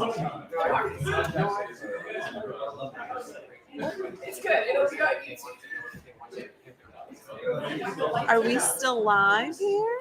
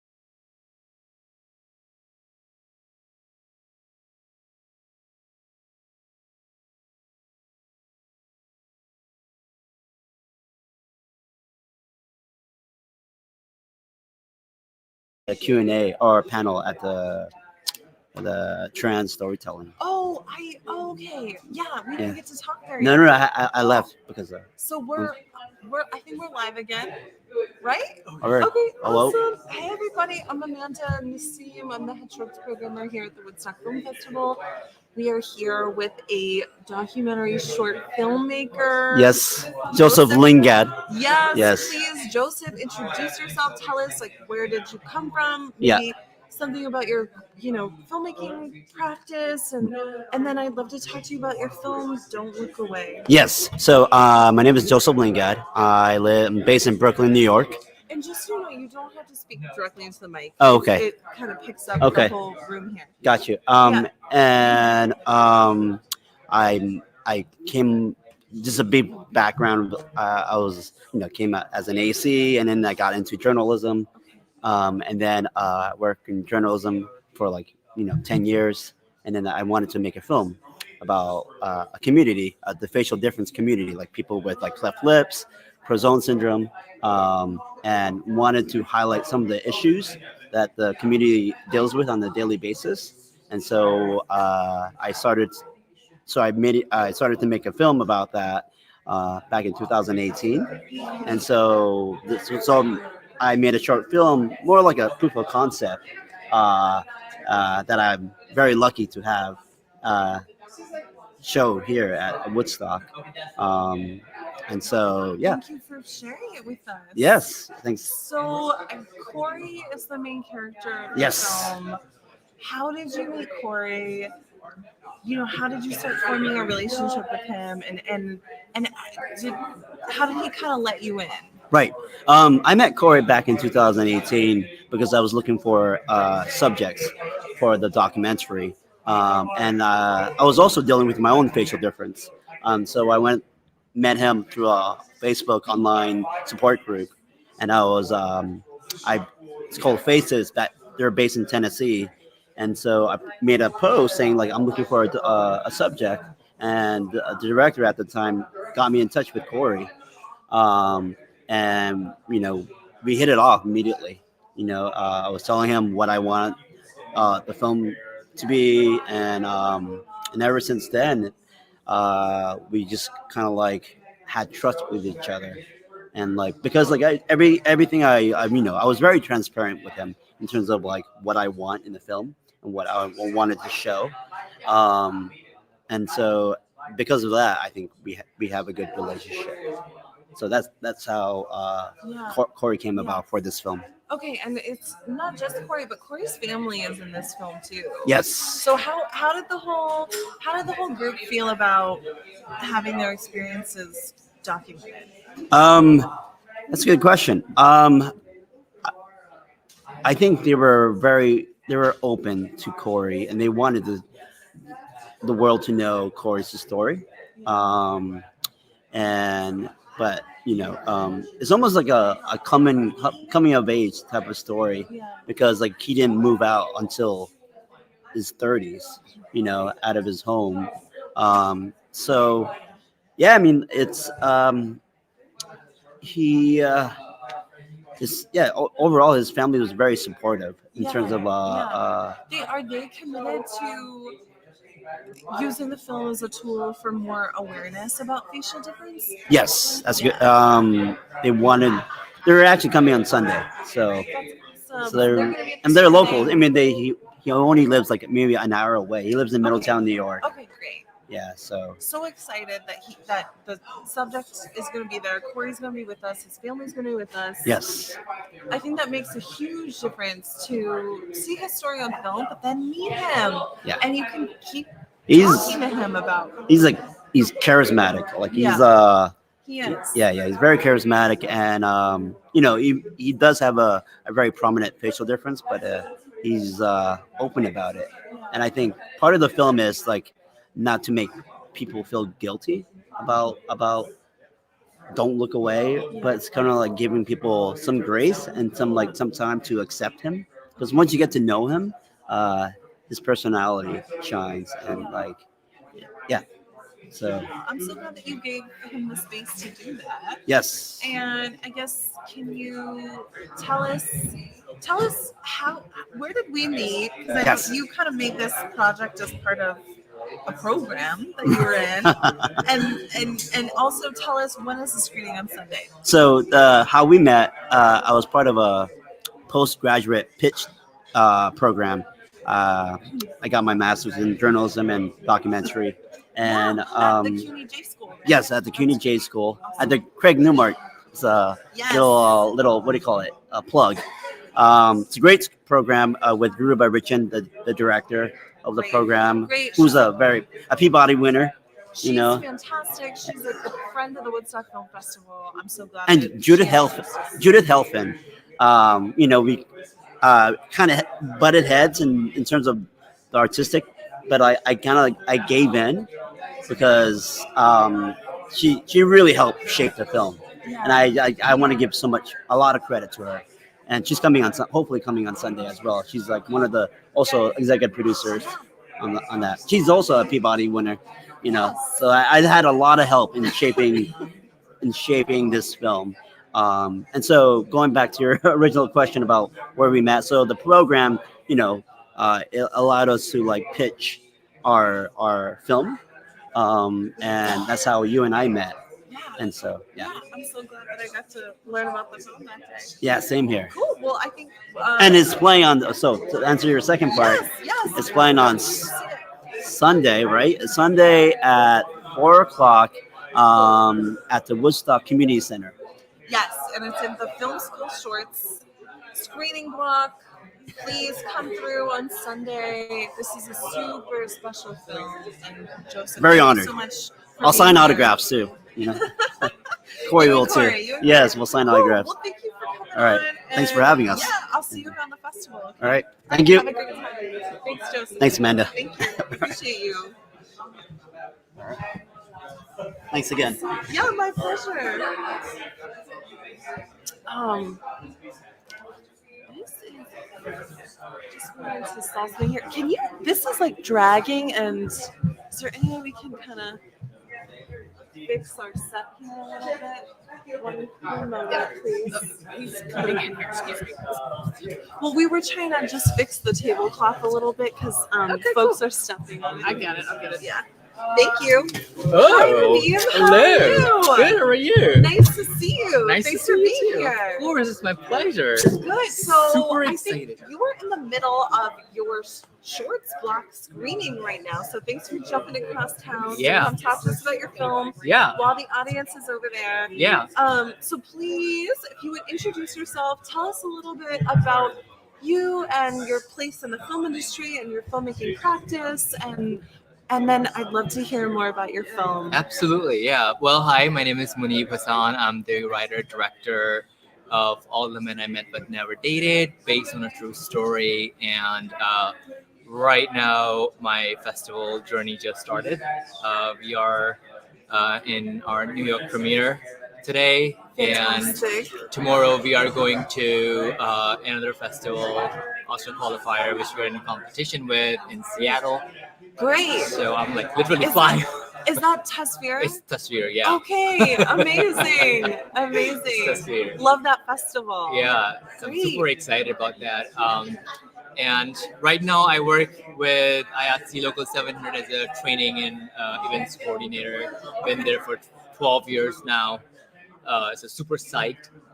to get an Wait, internship. 12 years? Yeah, it's been 12 years. Oh my God. I started right off, I graduated from college. Yeah. Yeah. And just a side note, like how do you support IATSE local union members in that role? So what I do is I coordinate a lot of trainings for them so that they can keep up with their skill sets with this, industry standards. And we do seminars and workshops and panel discussions. Oh, that's so it's great. all member-led. Yeah. But I coordinate them, I produce them. Okay. Yeah. Awesome. So what's the name of your film and what's it about? So the name of the film is All the Men I Met But Never Dated, and it's about a guy named Ali who's in a closet and he wanted to date me.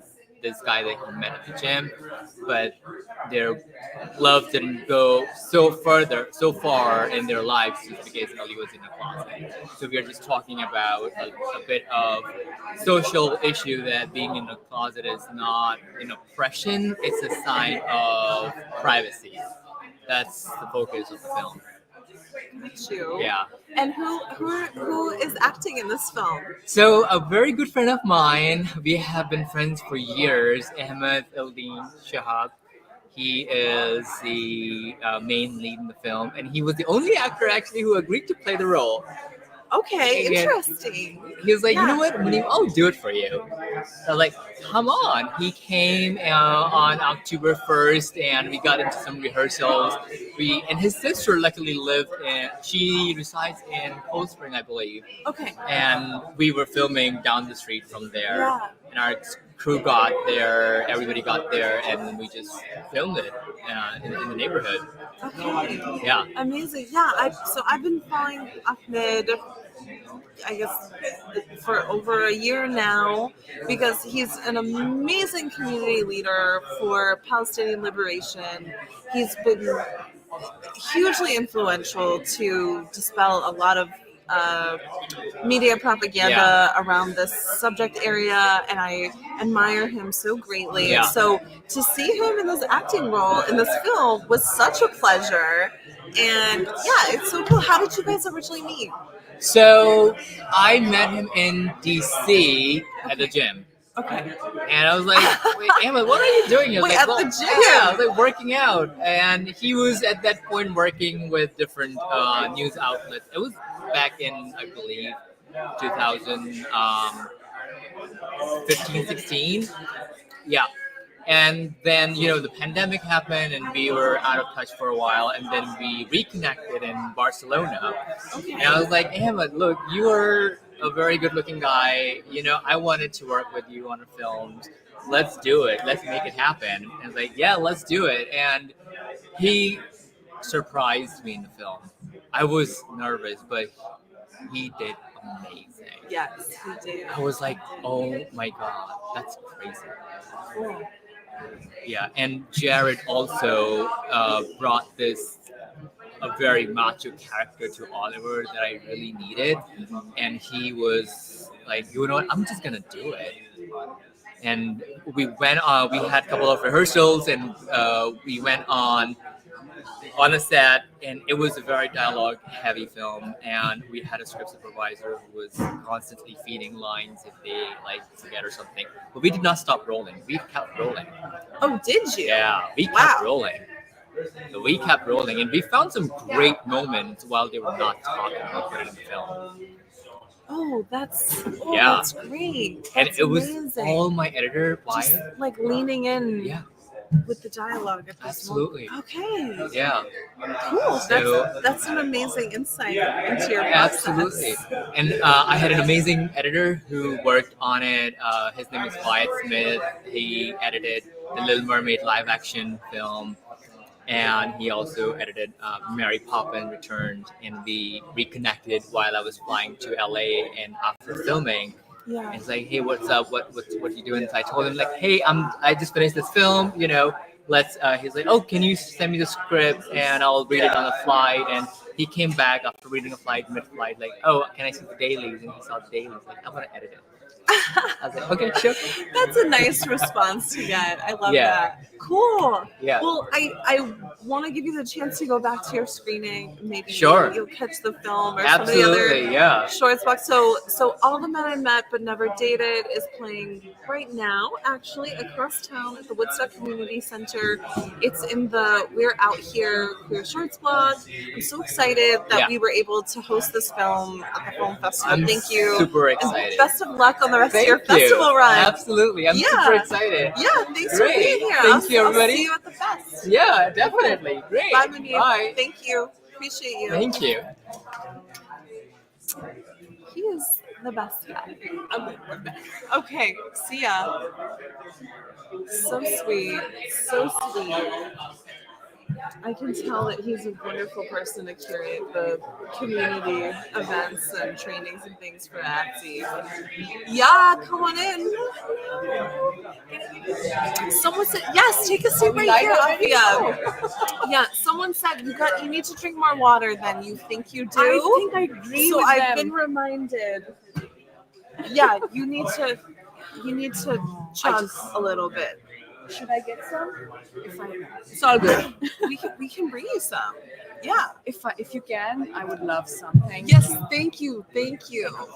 One of our lovely crew members is going to get her some water. So, Afia, it's so great for you to be on here. Thank you so much for bringing the film to the Woodstock Film Festival, because also, just like Munib, who we just spoke to, I think your film is going to the Tasvir Film Festival this weekend as well, all across the country. So please, can you just kind of introduce folks to who you are? You have really an amazing body of work so far, and kind of what your focus is in terms of your creative practice a little bit. And then, yeah, I'd love to talk more specifically about your film, Don't Be Late, Myra. Well, thank you, first of all, for having me here, Amanda, Yes. at Woodstock. And it's by my the way, first time. Don't so, worry about you know. focusing on the mic. Okay. It's picking us up. It's picking up. Oh, cool. I was like, okay, should I lean forward? But it's all good. It's a wonderful spirit here, and I am just coming out of the screening I'm of glad my you catch short. that. Yeah. And so thoughtfully curated, each film leading into its own journey and then becoming a bigger journey as coming of age stories. So it was such a joy and privilege to play my short in that segment. Oh, thank you. I always want every filmmaker to feel that their work is elevated by being in the company of the other films in the shorts block. So that's a huge compliment to hear that you felt that way. Thank you. And we're coming all the way from Pakistan. My cast and crew are not here, but it's a really special journey. So I'm carrying all of them with me here, representing them and the work and the hard work. It's a story about a girl, Myra, a schoolgirl in Lahore in Pakistan, who misses her school van and has to find her way home. She can't be late, and that's the story, and we find out why she can't be late. That's the one. Yes. Oh, amazing. And so I know this is kind of inspired by your experiences as a girl growing up in Lahore. Can you tell us more about how your city and maybe the experiences of girls growing up in Lahore? Why did you want to tell this story? Thank you for asking that, because there's a big history to this question and this journey for the film. I grew up in Lahore, that's where I'm from, and growing up in Lahore, as girls, as one of three girls, you were always told how to dress up, because you're not like the boys, you can't go play outside like the boys or have the freedoms that they have. And so we grew up in a very conservative setting in that sense, and never really having a male chaperone meant walking the streets alone sometimes with your older grandmother. And on the streets you could be harassed if you were a young kid, a young girl by yourself with no male chaperone. So from that journey of experiencing a kind of harassment and when I was 9 years old, I was assaulted on those very same streets that I later went back and filmed at. And to me, I could never speak about the issue of assault as a young girl. How do you talk about it, right? And so many, many years later, the story that was buried inside me, it came pouring out. 3 years ago, I started writing the script. And around that time in Pakistan, there were several incidents of really, tough and violent sexual assault cases. And I was really angry. So for me, this film came from a place of anger and wanting to break the silence on this issue of sexual assault and how it affects girls and women disproportionately from the part of the world where we come from. So Myra grew in a very organic way out of those experiences. And I wanted to tell this story where, she's going to walk the home, or walk to her home alone. but there's a bigger problem waiting for her in a space that she calls or considers private. There's a bigger predator waiting for her there. And so that, in a nutshell, became the film. Yeah. And I just want to give a shout out to my amazing cast and crew, because if you saw the film and the girl who's acting, Inaya Umar, she's a first-time actress. Really? She was 10 years old. She had never worked in film, and she's carrying the film on her shoulders, you know. Yes, she And is. so I'm so grateful to my crew, my beautiful cast, both the child actor and all the adult actors who made the film what it is today. Yeah. Wow. It must be incredibly cathartic for you to be able to make a story about a personal experience and finally have a way to express that, because it sounds like when you were a young girl there was no avenue for you to even speak about this to like a family member potentially. No, absolutely. It's, you know, this whole journey is very, very cathartic, and in this space where you sit with a real audience for the very first time, as we did today for a world premiere. I mean, I was sobbing away, but I could feel the empathy, and you know, everyone's, especially at the end of the screening, you know, the agency you feel in telling the story and claiming it not from the point of view of a victim, but the point of view of a woman who is free to tell the story in the way she wants to, right? So there's an agency in that. And it felt very liberating to be able to own that, even if it's a difficult story in a difficult time. But I feel right now, you know, in a Me Too or a post Me Too situation where you see a tsunami of stories coming out, I think we need to have the courage to break the silence and to create that space of agency by hearing and the retelling of these stories. Mhm. And in festivals like this, I'm so grateful, you know, for that space too. Yeah.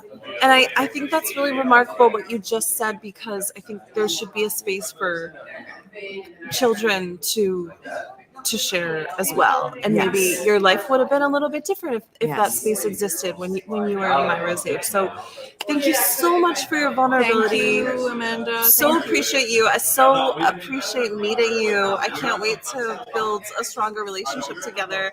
And good luck flying out to Seattle for Tasvira this weekend too. Thank you, That's thank fantastic. you. Yeah, with Yes. this, keep the Insta information Yes. flowing, and we'll be putting in more updates as the festival release and the journey unfolds. That's amazing. What's your Instagram handle where people can follow you or the If you look me up, Afia AFIA.Nathaniel, you'll find me on Instagram, and you can follow Don't Be Myra's journey on it.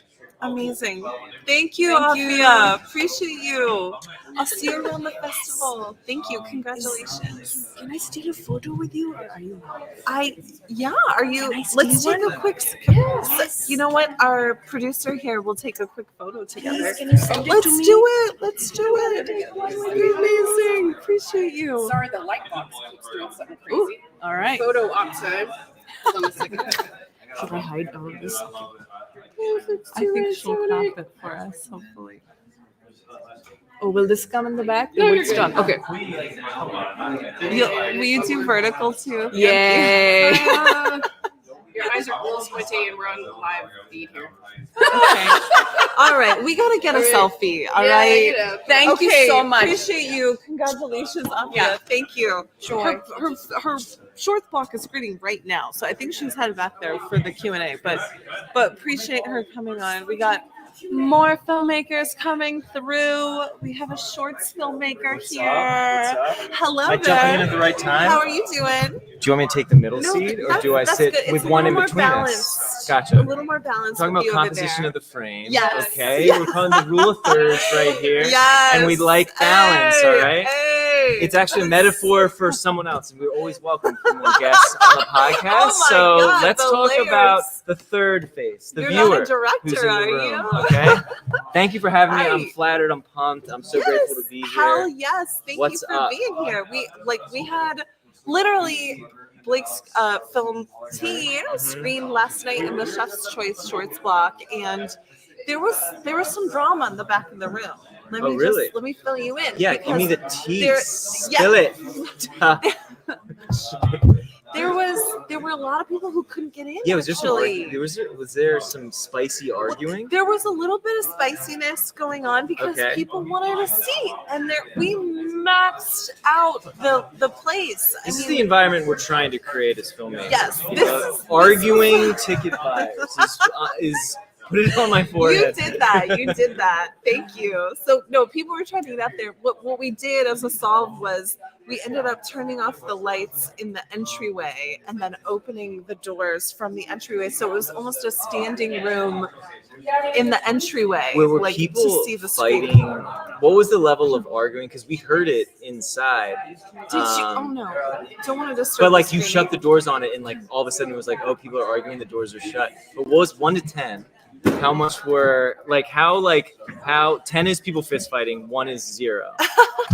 Where did it get? Where did it get? Okay, someone told me that we may have been doing something illegal, so there was an illegal practice Yeah. accusation. Love that.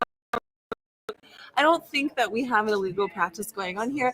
We have a standby line. And that's the so- slogan for Woodstock Film Festival. We think it's not illegal. I love this. I love this. Okay, I don't want to provide too many details about this moment because what if we did break the law? No, I think if you're ever in an argument, I love throwing off you're doing something illegal because that costs nothing. You can say that without any confrontation. No, what you're doing is illegal. You don't have to be a lawyer.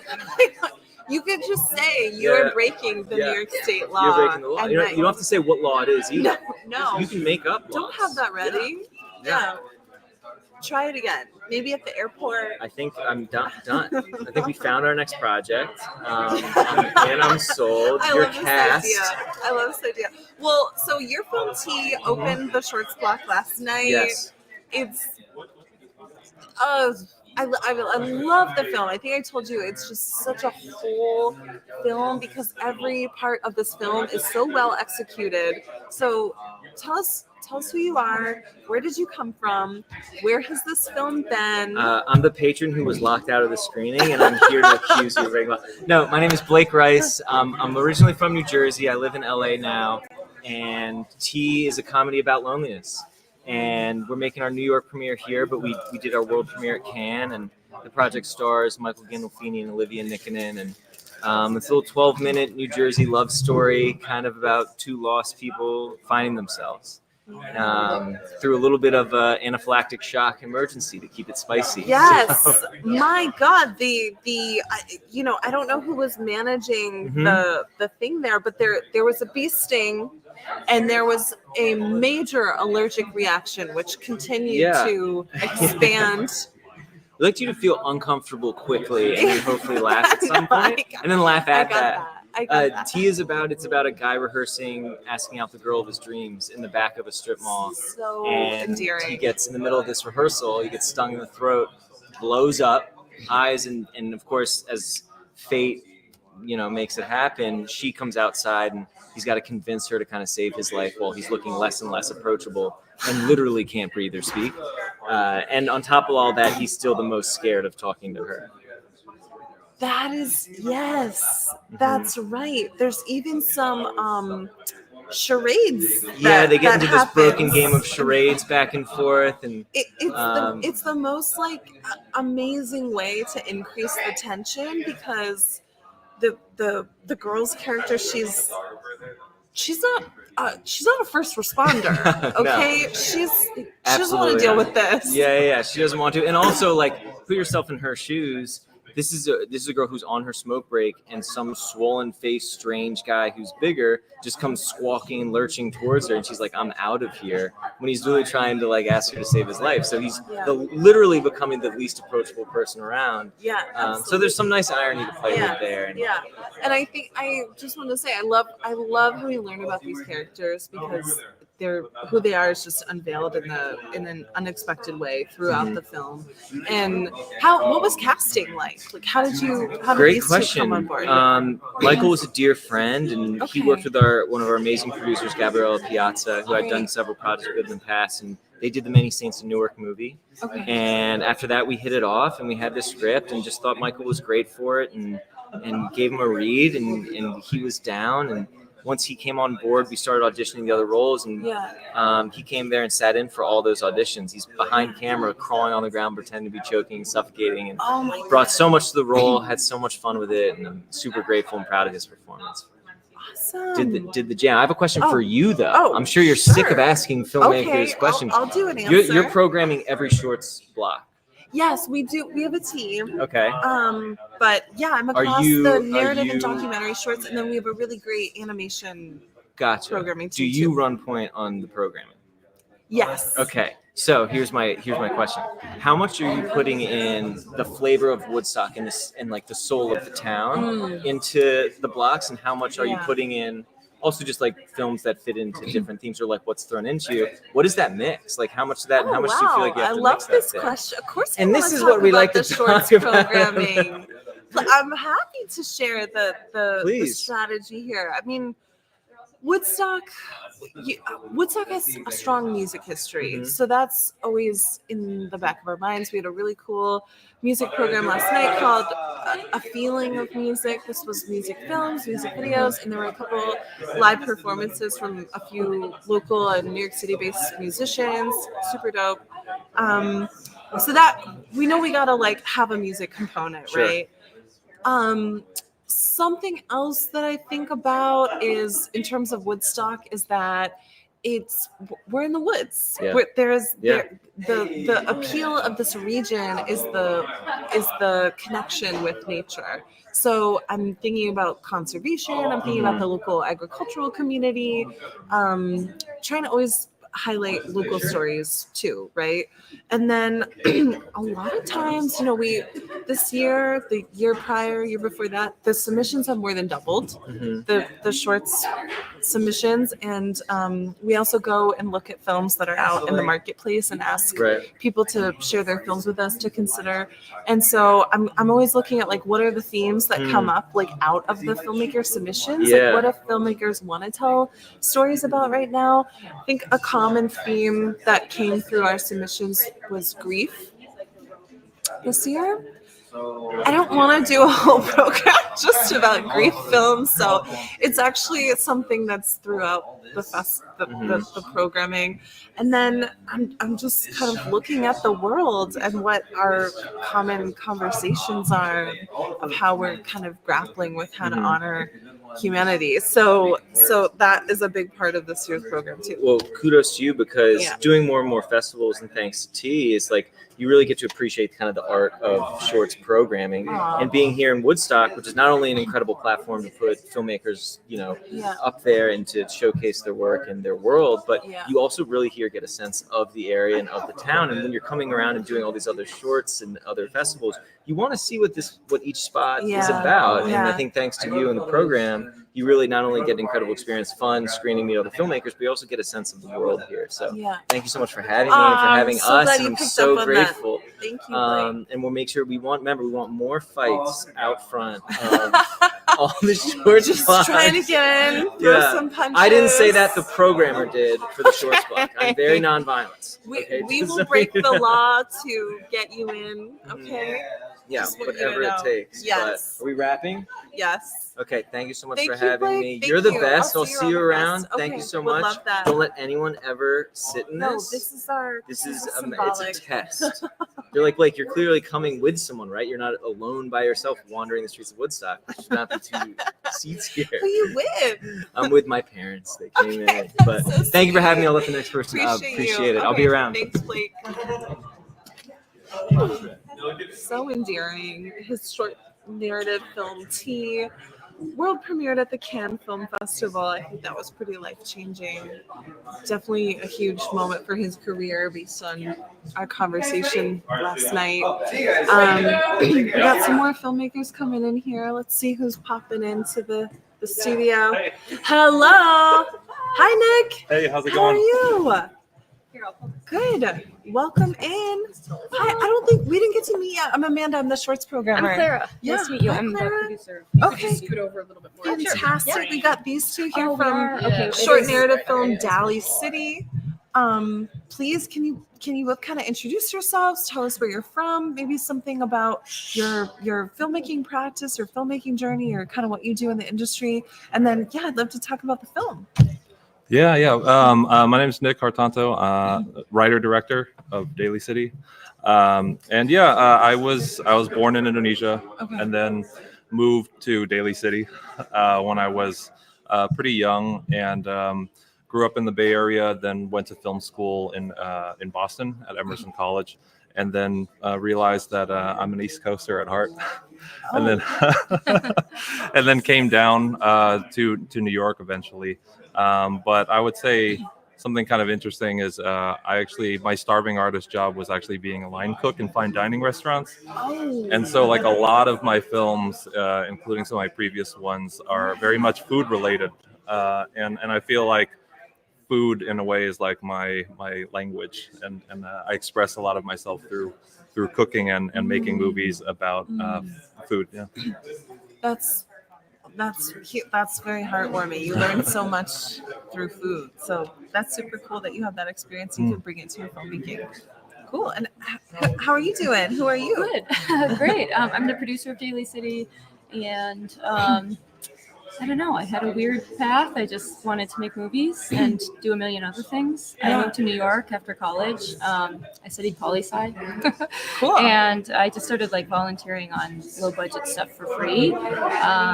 Realized that producing was right in line with my skill set and didn't require hard skills that I didn't have, like editing or wielding a camera. So. Cool. And how'd you two meet? Yeah, that's funny. It's a fun story. It's literally she's the first person I ever met in New York off Craigslist. Yeah, we were just in Crown Heights in some apartment with two other roommates, and we became best friends. And a lot of mice. You became roommates off Craigslist, Yeah. and now you made a film together? Yeah. Okay, that is entirely unheard of. That y'all are lucky that worked out. That's amazing. No, it was destiny for Wow. sure. Yeah. It was destiny. Cool. We suffered through that place for this. So give us a synopsis of Daly City. Yeah, Daly City is an autobiographical story, and it's about a young Indonesian boy and his mother who attend a church potluck and lie about their dish. I love that. And the church that they attend, it seems to be kind of a white community. It doesn't seem like there's a lot of maybe other Indonesians or other immigrant families there. What can you talk more about, like that tension that you were kind of trying to set up, especially with the food at the center of it, right? Absolutely. And so, yeah, actually, like the whole story is true. And my mother did actually Chinese restaurant and tell me as a little boy that we were going to pretend that she cooked it because she didn't have any time to cook. and the church members there, which was it was kind of a predominantly white church. They did actually think that the food that she cooked was a traditional, authentic Indonesian dish, and she let them believe that. And as a child, I was witnessing kind of, all of this. And the pastor did actually bring her up on stage at the end of the night and surprise her with an award for the best dish in the potluck. And so I witnessed all that as a child. And it's always been like a funny story that my family loves to like just tell. It's an amazing story. But, as I grew as an artist and, storyteller, I realized that the story was much more complex than I realized. And there's a lot of themes in that story that really resonate with me and are themes that I explore in a lot of my work, such as like exoticism, really delving kind of into the layers of what it is to be a model minority.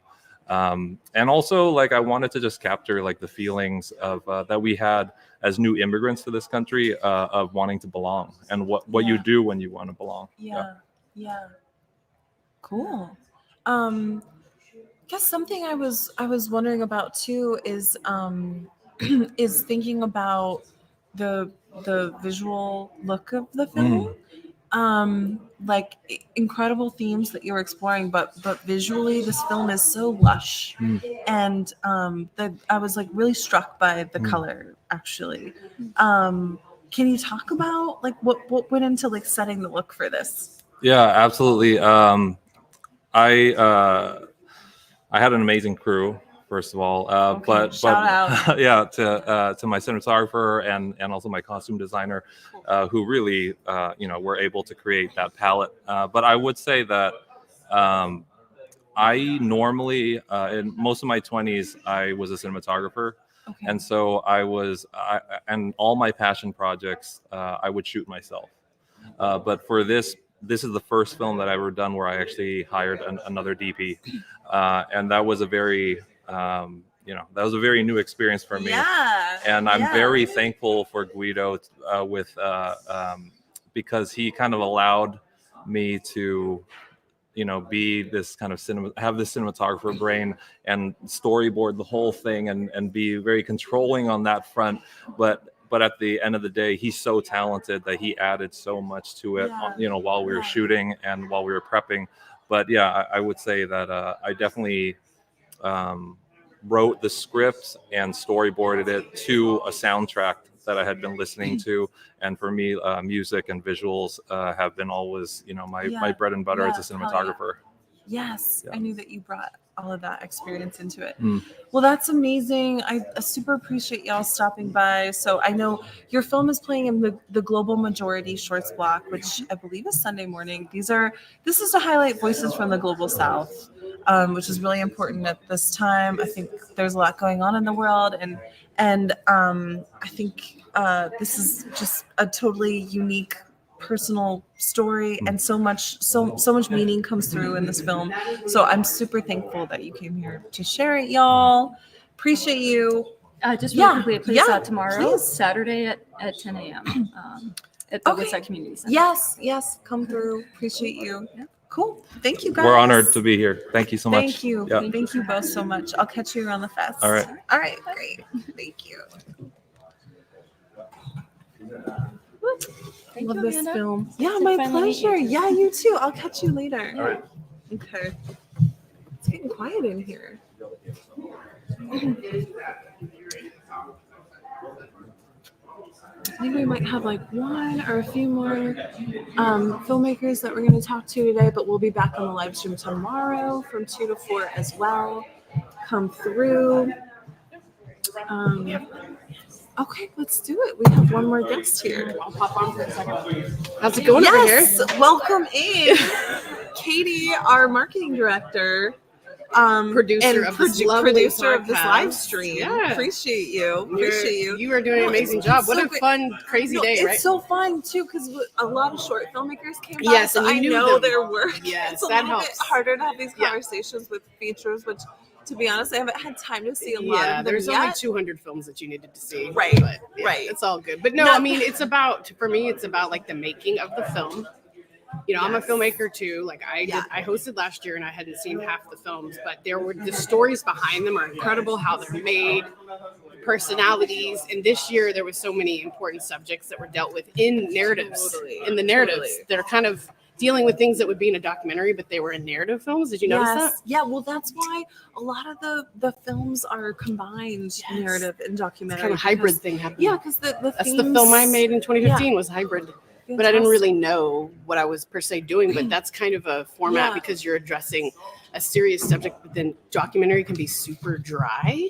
So if you work it into your screenplay and kind of play around with it, it's a little bit more interesting. I totally agree. So coming up next year is actually folks that they help their community content funded my film as well. Okay, so this is an Italian Gustavo. Yeah. Okay, amazing. Yeah, and they made a film about their community, and I actually do work with them. I go and do sweat lodges and stuff with them, and they bring Peruvian ancient indigenous practices. I'm kind of more Native American exposed to them, but when I do stuff with them, it's a different lineage. Is but that it's great. something that you do locally? Yeah, they're in Ellenville, so we go up there. Awesome.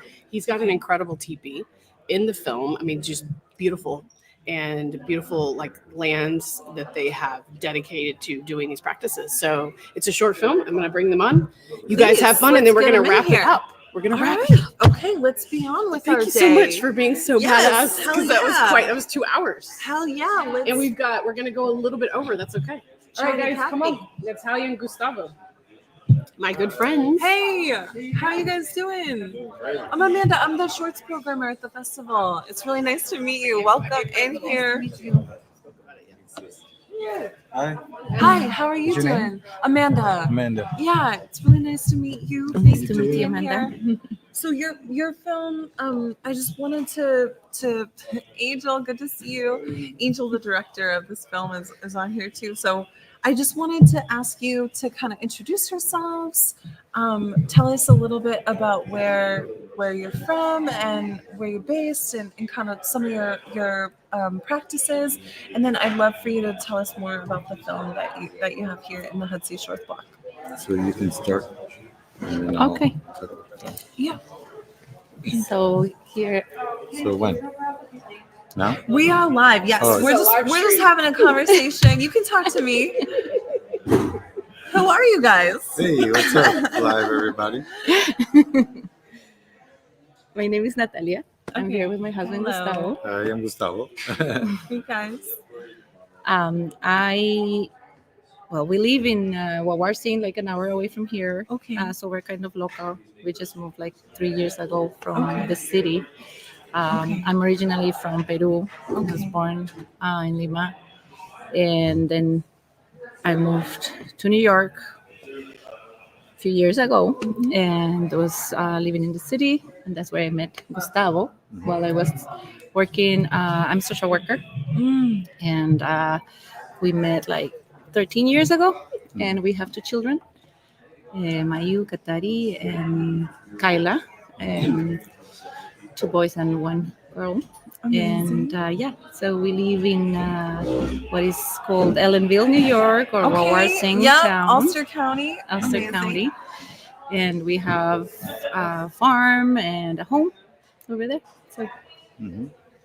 So yeah, here at the Woodstock Film Festival, really an honor to be partaking here with Hudson TV. Our Thank brother you. Angel Fonseca has we've been hanging out for the last year, and he's been filming this documentary that initially was to rally support for an Indigenous cultural center that we want to build here in Ulster County, and it's just been a wonderful process. Coming here to spread the message about creating a blueprint for Indigenous peoples to have a safe space for the future, to be ourselves, to celebrate who we are, to remember through the arts, music, having a connection with the Mother Earth. It's all restorative to remember that we come from a beautiful people, that there's options for a healthy way of life. Yeah. And we want to share that. We want to share that and be right there where it's needed in Kingston, on the forefront, on the front lines. Yeah. Got you. And what does the film cover? Like what part of your process, and how do we kind of meet you in the film? Well, Munay Wasi is it's in the Quechua language. Munay is love, or the concept, the energy of love, starting with oneself. And Wasi is house, so house of love. The film follows me and says a little about where I'm from, where my family's from, having to come to a new place and create a new identity of how to survive. Yeah. And there was a lot of healing along the way that I had to go through. And so the point is that I know that there's a lot of us that are displaced from so many things, from war to all stemming from the contact, not the colonization. There was a contact. They didn't conquest anything, because we're still here advocating for who we are. Yes. Solidarity with Indigenous people everywhere. That's right. And just human beings all over the place, because even though the platform that we seek to have a voice is to take care of our people and the Mother Earth, it's not just our problem. It's humanity's responsibility.